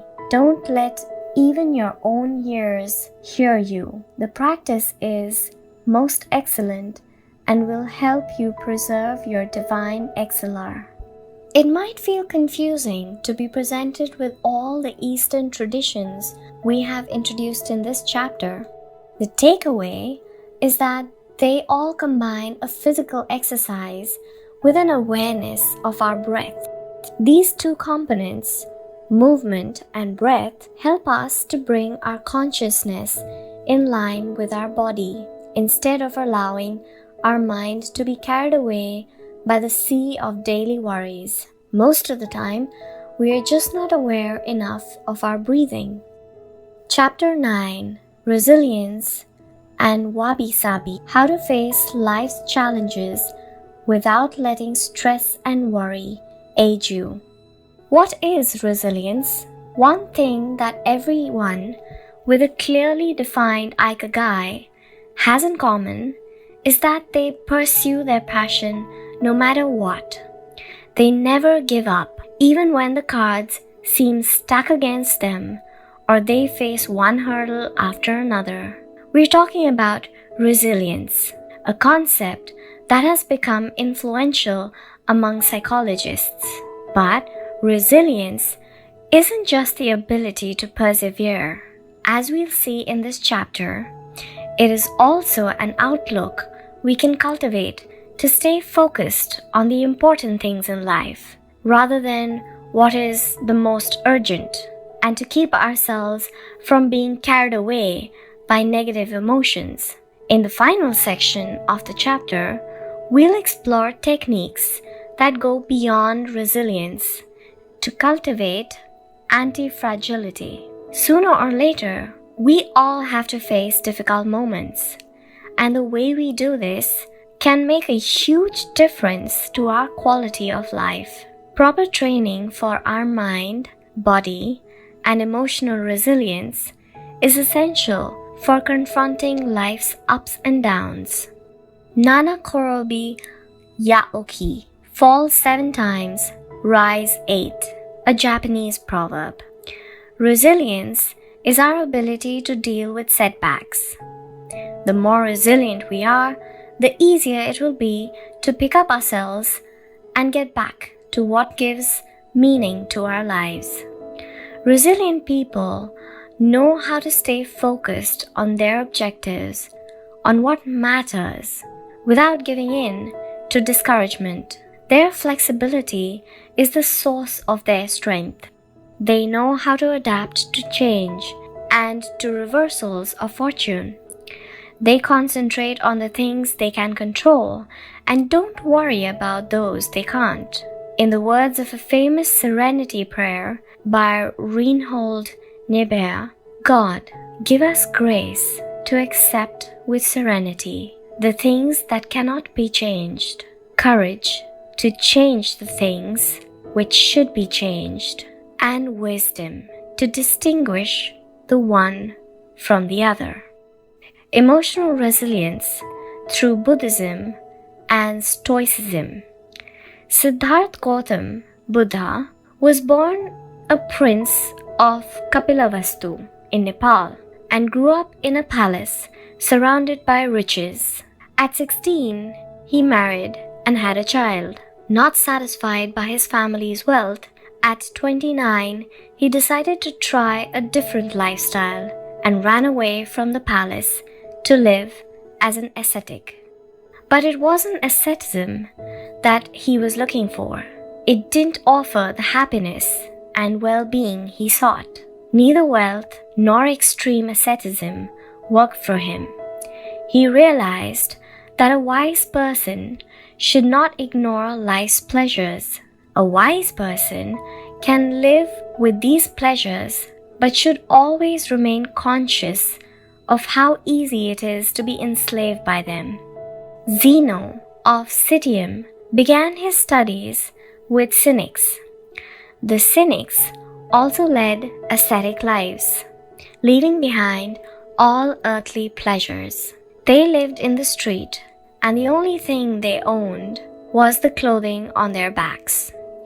Seeing that cynicism did not give him a sense of well-being, Zeno abandoned its teachings to found the school of Stoicism, which centers on the idea that there is nothing wrong with enjoying life's pleasures as long as they don't take control of your life as you enjoy them. You have to be prepared for those pleasures to disappear.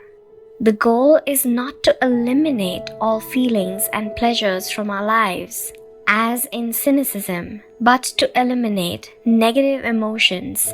Since their inception, one of the objectives of both Buddhism and Stoicism has been to control pleasure, emotions, and desires. Though the philosophies are very different, both aim to curb our ego and control our negative emotions. Both Stoicism and Buddhism are at their roots methods for practicing well-being. According to Stoicism, our pleasures and desires are not the problem. We can enjoy them as long as they don't take control of us. The Stoics viewed those who were able to control their emotions as virtuous. What's the worst thing that could happen? We finally land our dream job. But after a little while, we were already hunting for a better one. We win the lottery and buy a nice car, but then decide we can't live without a sailboat. We finally win the heart of a man or a woman we've been pinning for, and suddenly find we have a wandering eye. People can be insatiable.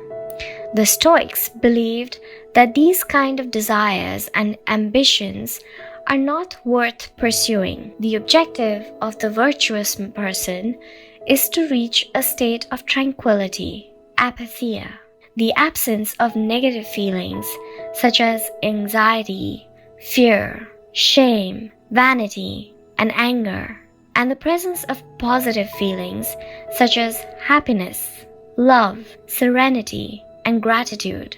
In order to keep their minds virtuous, the Stoics practiced something like negative visualization. They imagined the worst thing that could happen in order to be prepared if certain privileges and pleasures were taken from them. To practice negative visualization, we have to reflect on negative events, but without worrying about them. Seneca, one of the richest men in ancient Rome, lived a life of luxury, but was nonetheless an active Stoic.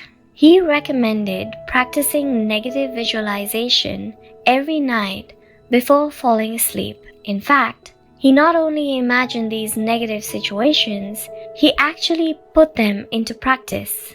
For example, by living for a week without servants or the food and drink he was used to as a wealthy man. As a result, he was able to answer the question, what's the worst thing that could happen?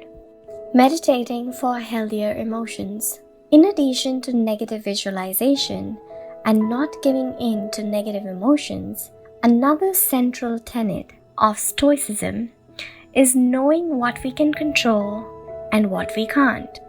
As we see in the Serenity Prayer, worrying about things that are beyond our control accomplishes nothing. We should have a clear sense of what we can change and what we can't, which in turn will allow us to resist giving in to negative emotions.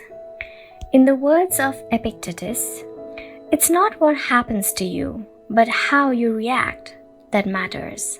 In Zen Buddhism, meditation is a way to become aware of our desires and emotions and thereby free ourselves from them. It is not simply a question of keeping the mind free of thoughts, but instead involves observing your thoughts and emotions as they appear without getting carried away by them. In this way, we train our minds not to get swept up in anger, jealousy, or resentment. One of the most commonly used mantras in Buddhism focuses on controlling negative emotions. Om Mani Padme Hum, in which Om is the generosity that purifies the ego. Ma is the ethics that purifies jealousy. Ni is the patience that purifies passion and desire. Pad is the precision that purifies bias. Me is the surrender that purifies greed. And Hum is the wisdom that purifies hatred. The here and now and the impermanence of things. Another key to cultivating resilience is knowing in which time to live. Both Buddhism and Stoicism reminds us that the present is all that exists, and it is the only thing we can control. Instead of worrying about the past or the future, we should appreciate things just as they are in the moment. in the now. The only moment in which you can be truly alive is the present moment, observes the Buddhist monk Thich Nhat Hanh. In addition to living in the here and now, the Stoics recommend reflecting on the impermanence of the things around us. The Roman Emperor Marcus Aurelius said that the things we love are like the leaves of a tree. They can fall any moment with a gust of wind. He also said that changes in the world around us are not accidental, but rather form part of the essence of the universe. A rather Buddhist notion, in fact. We should never forget that everything we have and all the people we love will disappear at some point. This is something we should keep in mind, but without giving in to pessimism. Being aware of the impermanence of things does not have to make us sad. It should help us love the present moment and those who surround us. All things human are short-lived and perishable, Seneca tells us. The temporary, ephemeral, and impermanent nature of the world is central to every Buddhist discipline. Keeping this always in mind helps us avoid excessive pain in times of loss. Wabi-sabi and Ichigo Ichii. Wabi-sabi is a Japanese concept that shows us the beauty of the fleeting, changeable, and imperfect nature of the world around us. Instead of searching for beauty in perfection, we should look for it in things that are flawed and incomplete. This is why the Japanese place such value, for example, on an irregular, cracked up teacup. Only things that are imperfect, incomplete, and ephemeral can truly be beautiful, because only those things resemble the natural world. A complementary Japanese concept is that of Ichigo Ichii, which could be translated as this moment exists only now and won't come again. It is heard most often in social gatherings as a reminder that each encounter, whether with friends, families, or strangers, is unique and will never be repeated, meaning that we should enjoy the moment and not lose ourselves in worries about the past or the future.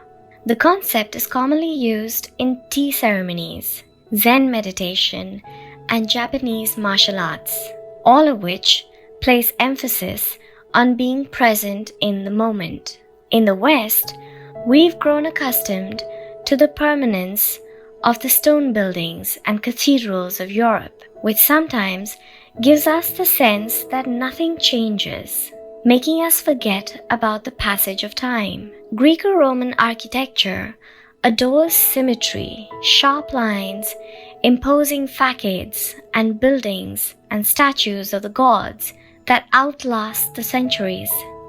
Japanese architecture, on the other hand, doesn't try to be imposing or perfect, because it is built in the spirit of wabi-sabi. The tradition of making structures out of wood presupposes their impermanence and the need for future generations to rebuild them. Japanese culture accepts the fleeting nature of the human being and everything we create. The Grand Shrine of Sea, for example, has been rebuilt every 20 years for centuries. The most important thing is not to keep the building standing for generations, but to preserve customs and traditions, things that can withstand the passage of time better than structures made by human hands. The key is to accept that there are certain things over which we have no control, like the passage of time and the ephemeral nature of the world around us. Ichigo Ichii teaches us to focus on the present and enjoy each moment that life brings us. This is why it is so important to find and pursue our Ikigai. Wabi-sabi teaches us to appreciate the beauty and imperfection as an opportunity for growth. Beyond resilience, anti-fragility. As the legend goes, the first time Hercules faced the Hydra, he despaired when he discovered that cutting off one of its heads meant that two would grow back in its place. He would never be able to kill the beast if it got stronger with every wound.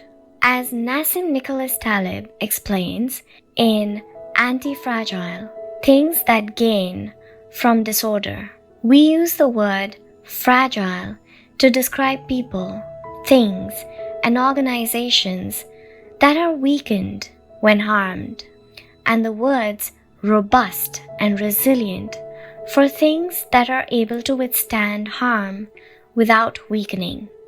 But we don't have a word for the things that get stronger when harmed, up to a point. To refer to the kind of power possessed by the Hydra of Lerna, to talk about the things that get stronger when they are harmed, Taleb proposes the term anti-fragile.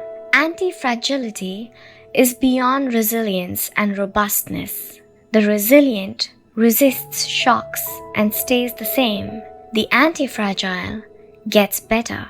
Catastrophes and exceptional circumstances offer good models for explaining anti-fragility. In 2011, a tsunami hit the Tohoku region of Japan, doing tremendous damage to dozens of cities and towns along the coast, most famously Fukushima. When we visited the affected coast 2 years ago after the catastrophe, having driven for hours along cracked highways and past one empty gas station after another, we passed through several ghost towns whose streets had been taken over by the remnants of houses, piles of cars, and empty train stations. These towns were fragile spaces that had been forgotten by the government and could not recover on their own. Other places, such as Ishinomaki and Kesinuma, suffered extensive damage but were rebuilt within a few years, thanks to the efforts of many. Ishinomaki and Kisinuma showed how resilient they were in their ability to return to normal after the catastrophe. The earthquake that caused the tsunami also affected the Fukushima nuclear power plant. The Tokyo Electric Power Company engineers working at the plant were not prepared to recover from that kind of damage.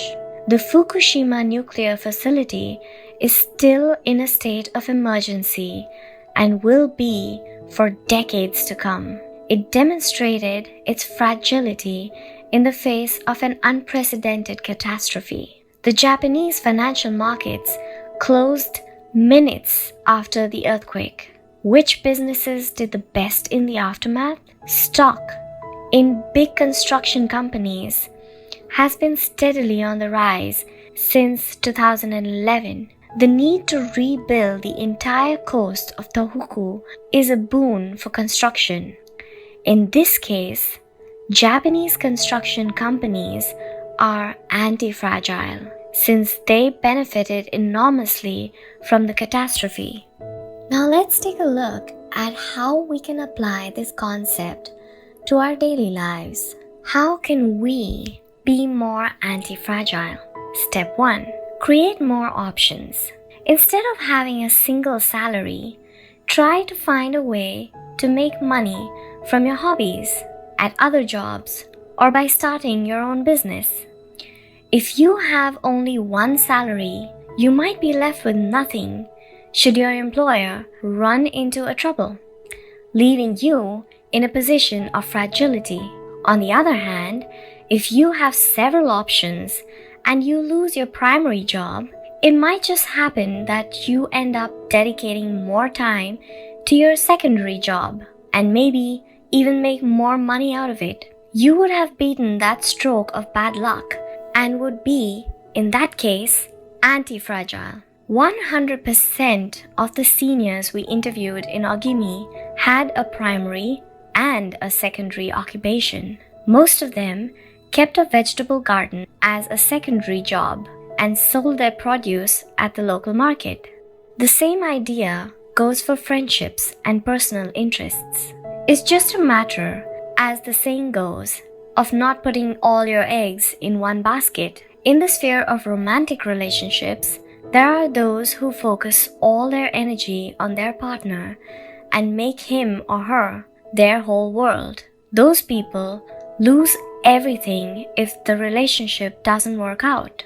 Whereas, if they've cultivated strong friendships and a full life along the way, they'll be in a better position to move on at the end of a relationship. They'll be anti-fragile. Right now, you might be thinking, I don't need more than one salary, and I'm happy with the friends I've always had. Why should I add anything new? It might seem like a waste of time to add variation to your lives, because extraordinary things don't ordinarily happen. We slip into a comfort zone, but the unexpected always happens sooner or later.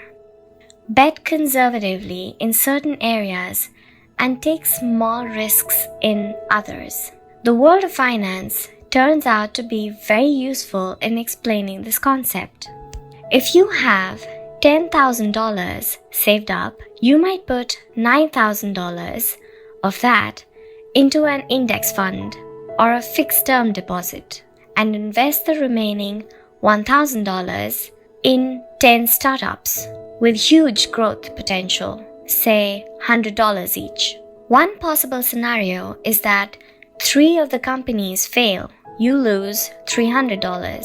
The value of 3 other companies goes down. You lose another $100 or $200.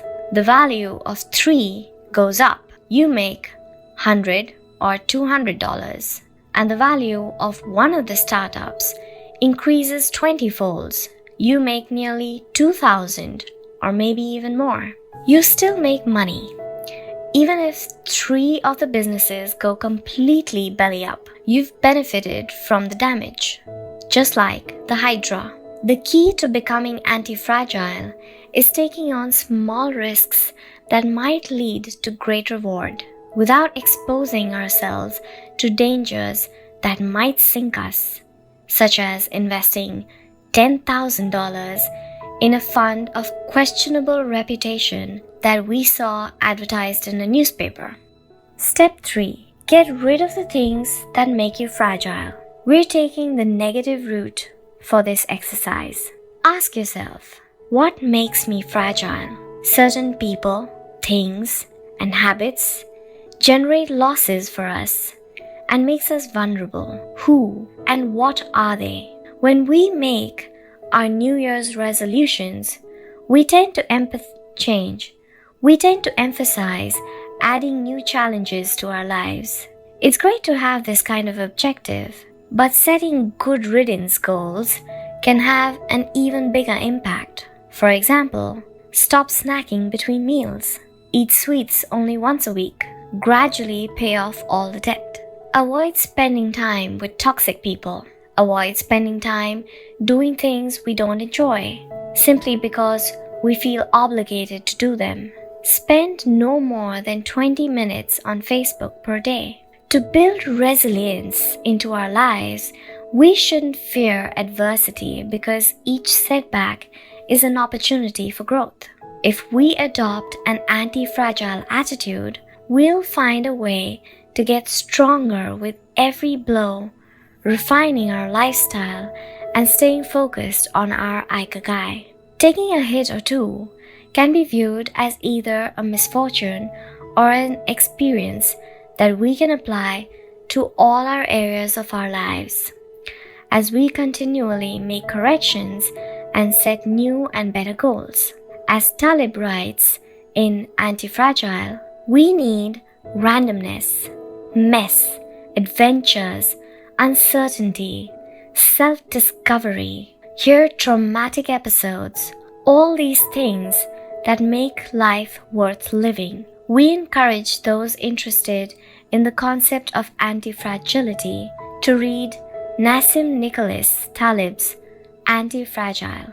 Life is pure imperfection, as the philosophy of wabi-sabi teaches us, and the passage of time shows us that everything is fleeting. But if you have a clear sense of your Ikigai, each moment will hold so many possibilities that it will seem almost like an eternity. Epilogue.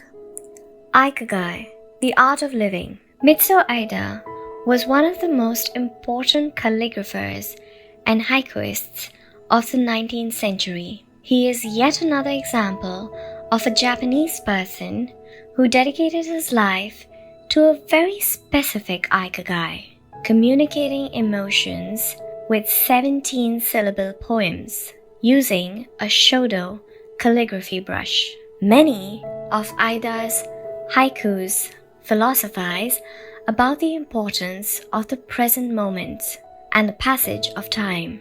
The poem reproduced below could be translated as, "In the here and now, the only thing in my life is your life." In another poem, Aida writes simply, "Here, now." It is an artwork that seeks to evoke feelings of mono nowhere, a melancholy appreciation of the ephemeral. The following poem touches on one of the secrets of bringing Ikigai into our lives. Happiness is always determined by the heart. This last one, also by Aida, means keep going, don't change your path. Once you discover your Ikigai, pursuing it and nurturing it every day will bring meaning to your life. The moment your life has this purpose, you will achieve a happy state of flow in all you do. Like the calligrapher at his canvas, or the chef who, after half a century, still prepares sushi for his patrons with love. Conclusion. Our Ikigai is different for all of us, but one thing we have in common is that we are all searching for meaning. When we spend our days feeling connected to what is meaningful to us, we live more fully. When we lose the connection, we feel despair. Modern life estranges us more and more from our true nature, making it very easy for us to lead lives lacking in meaning. Powerful forces and incentives, money, power, attention, or success, distract us on a daily basis. Don't let them take over your life. Our intuition and curiosity are very powerful internal compasses to help us connect with our Ikigai. Follow those things you enjoy and get away or change those things you dislike. Be led by your curiosity and keep busy by doing things that fill you with meaning and happiness. It doesn't need to be a big thing. We might find meaning in being good parents or in helping our neighbors. There is no perfect strategy to connecting with our Ikigai, but what we learned from the Okinawans is that we should not worry too much about finding it. Life is not a problem to be solved. Just remember to have something that keeps you busy doing what you love while being surrounded by the people who love you. The 10 rules of Ikigai. We'll conclude this journey with 10 rules we've distilled from the wisdom of the long-living residents of Ogimi. Number 1, stay active. Don't retire. Those who give up the things they love doing and do well lose their purpose in life. That's why it's so important to keep doing things of value, making progress, bringing beauty or utility to others, helping out, and shaping the world around you, even after your official professional activity has ended. Number 2, take it slow. Being in a hurry is inversely proportional to the quality of life. As the old saying goes, walk slowly, you'll go far. When we leave urgency behind, life and time take on a new meaning. Number 3, don't fill your stomach. Less is more when it comes to eating for long life. According to the 80% rule, in order to stay healthier longer, we should eat a little less than our hunger demands instead of stuffing ourselves. Number 4, surround yourself with good friends. Friends are the best medicine. Therefore, confiding worries over a good chat, sharing stories that brighten your day, getting advice, having fun, dreaming, in other words, living.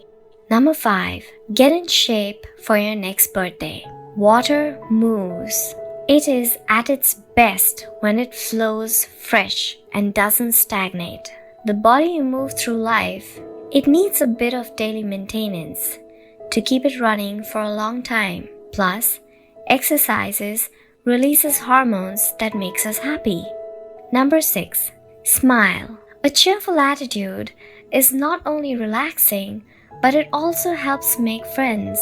It's good to recognize the things that aren't so great, but we should never forget what a privilege it is to be in the here and now in a world so full of possibilities. Number 7, reconnect with nature.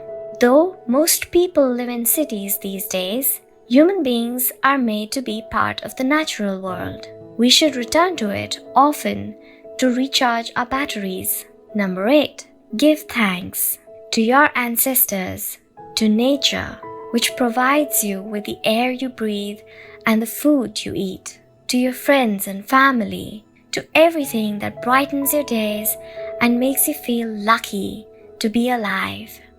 Spend a moment every day giving thanks, and you'll watch your stockpile of happiness grow. Number 9, live in the moment. Stop regretting the past and fearing the future. Today is all you have. Make the most of it. Make it worth remembering. Number 10, follow your Ikigai. There is a passion inside you, a unique talent that gives meaning to your days and drives you to share the best of yourself until the very end. If you don't know what your Ikigai is yet, as Viktor Frankl says, your mission is to discover it. The authors of this book wish you a long, happy, and purposeful life.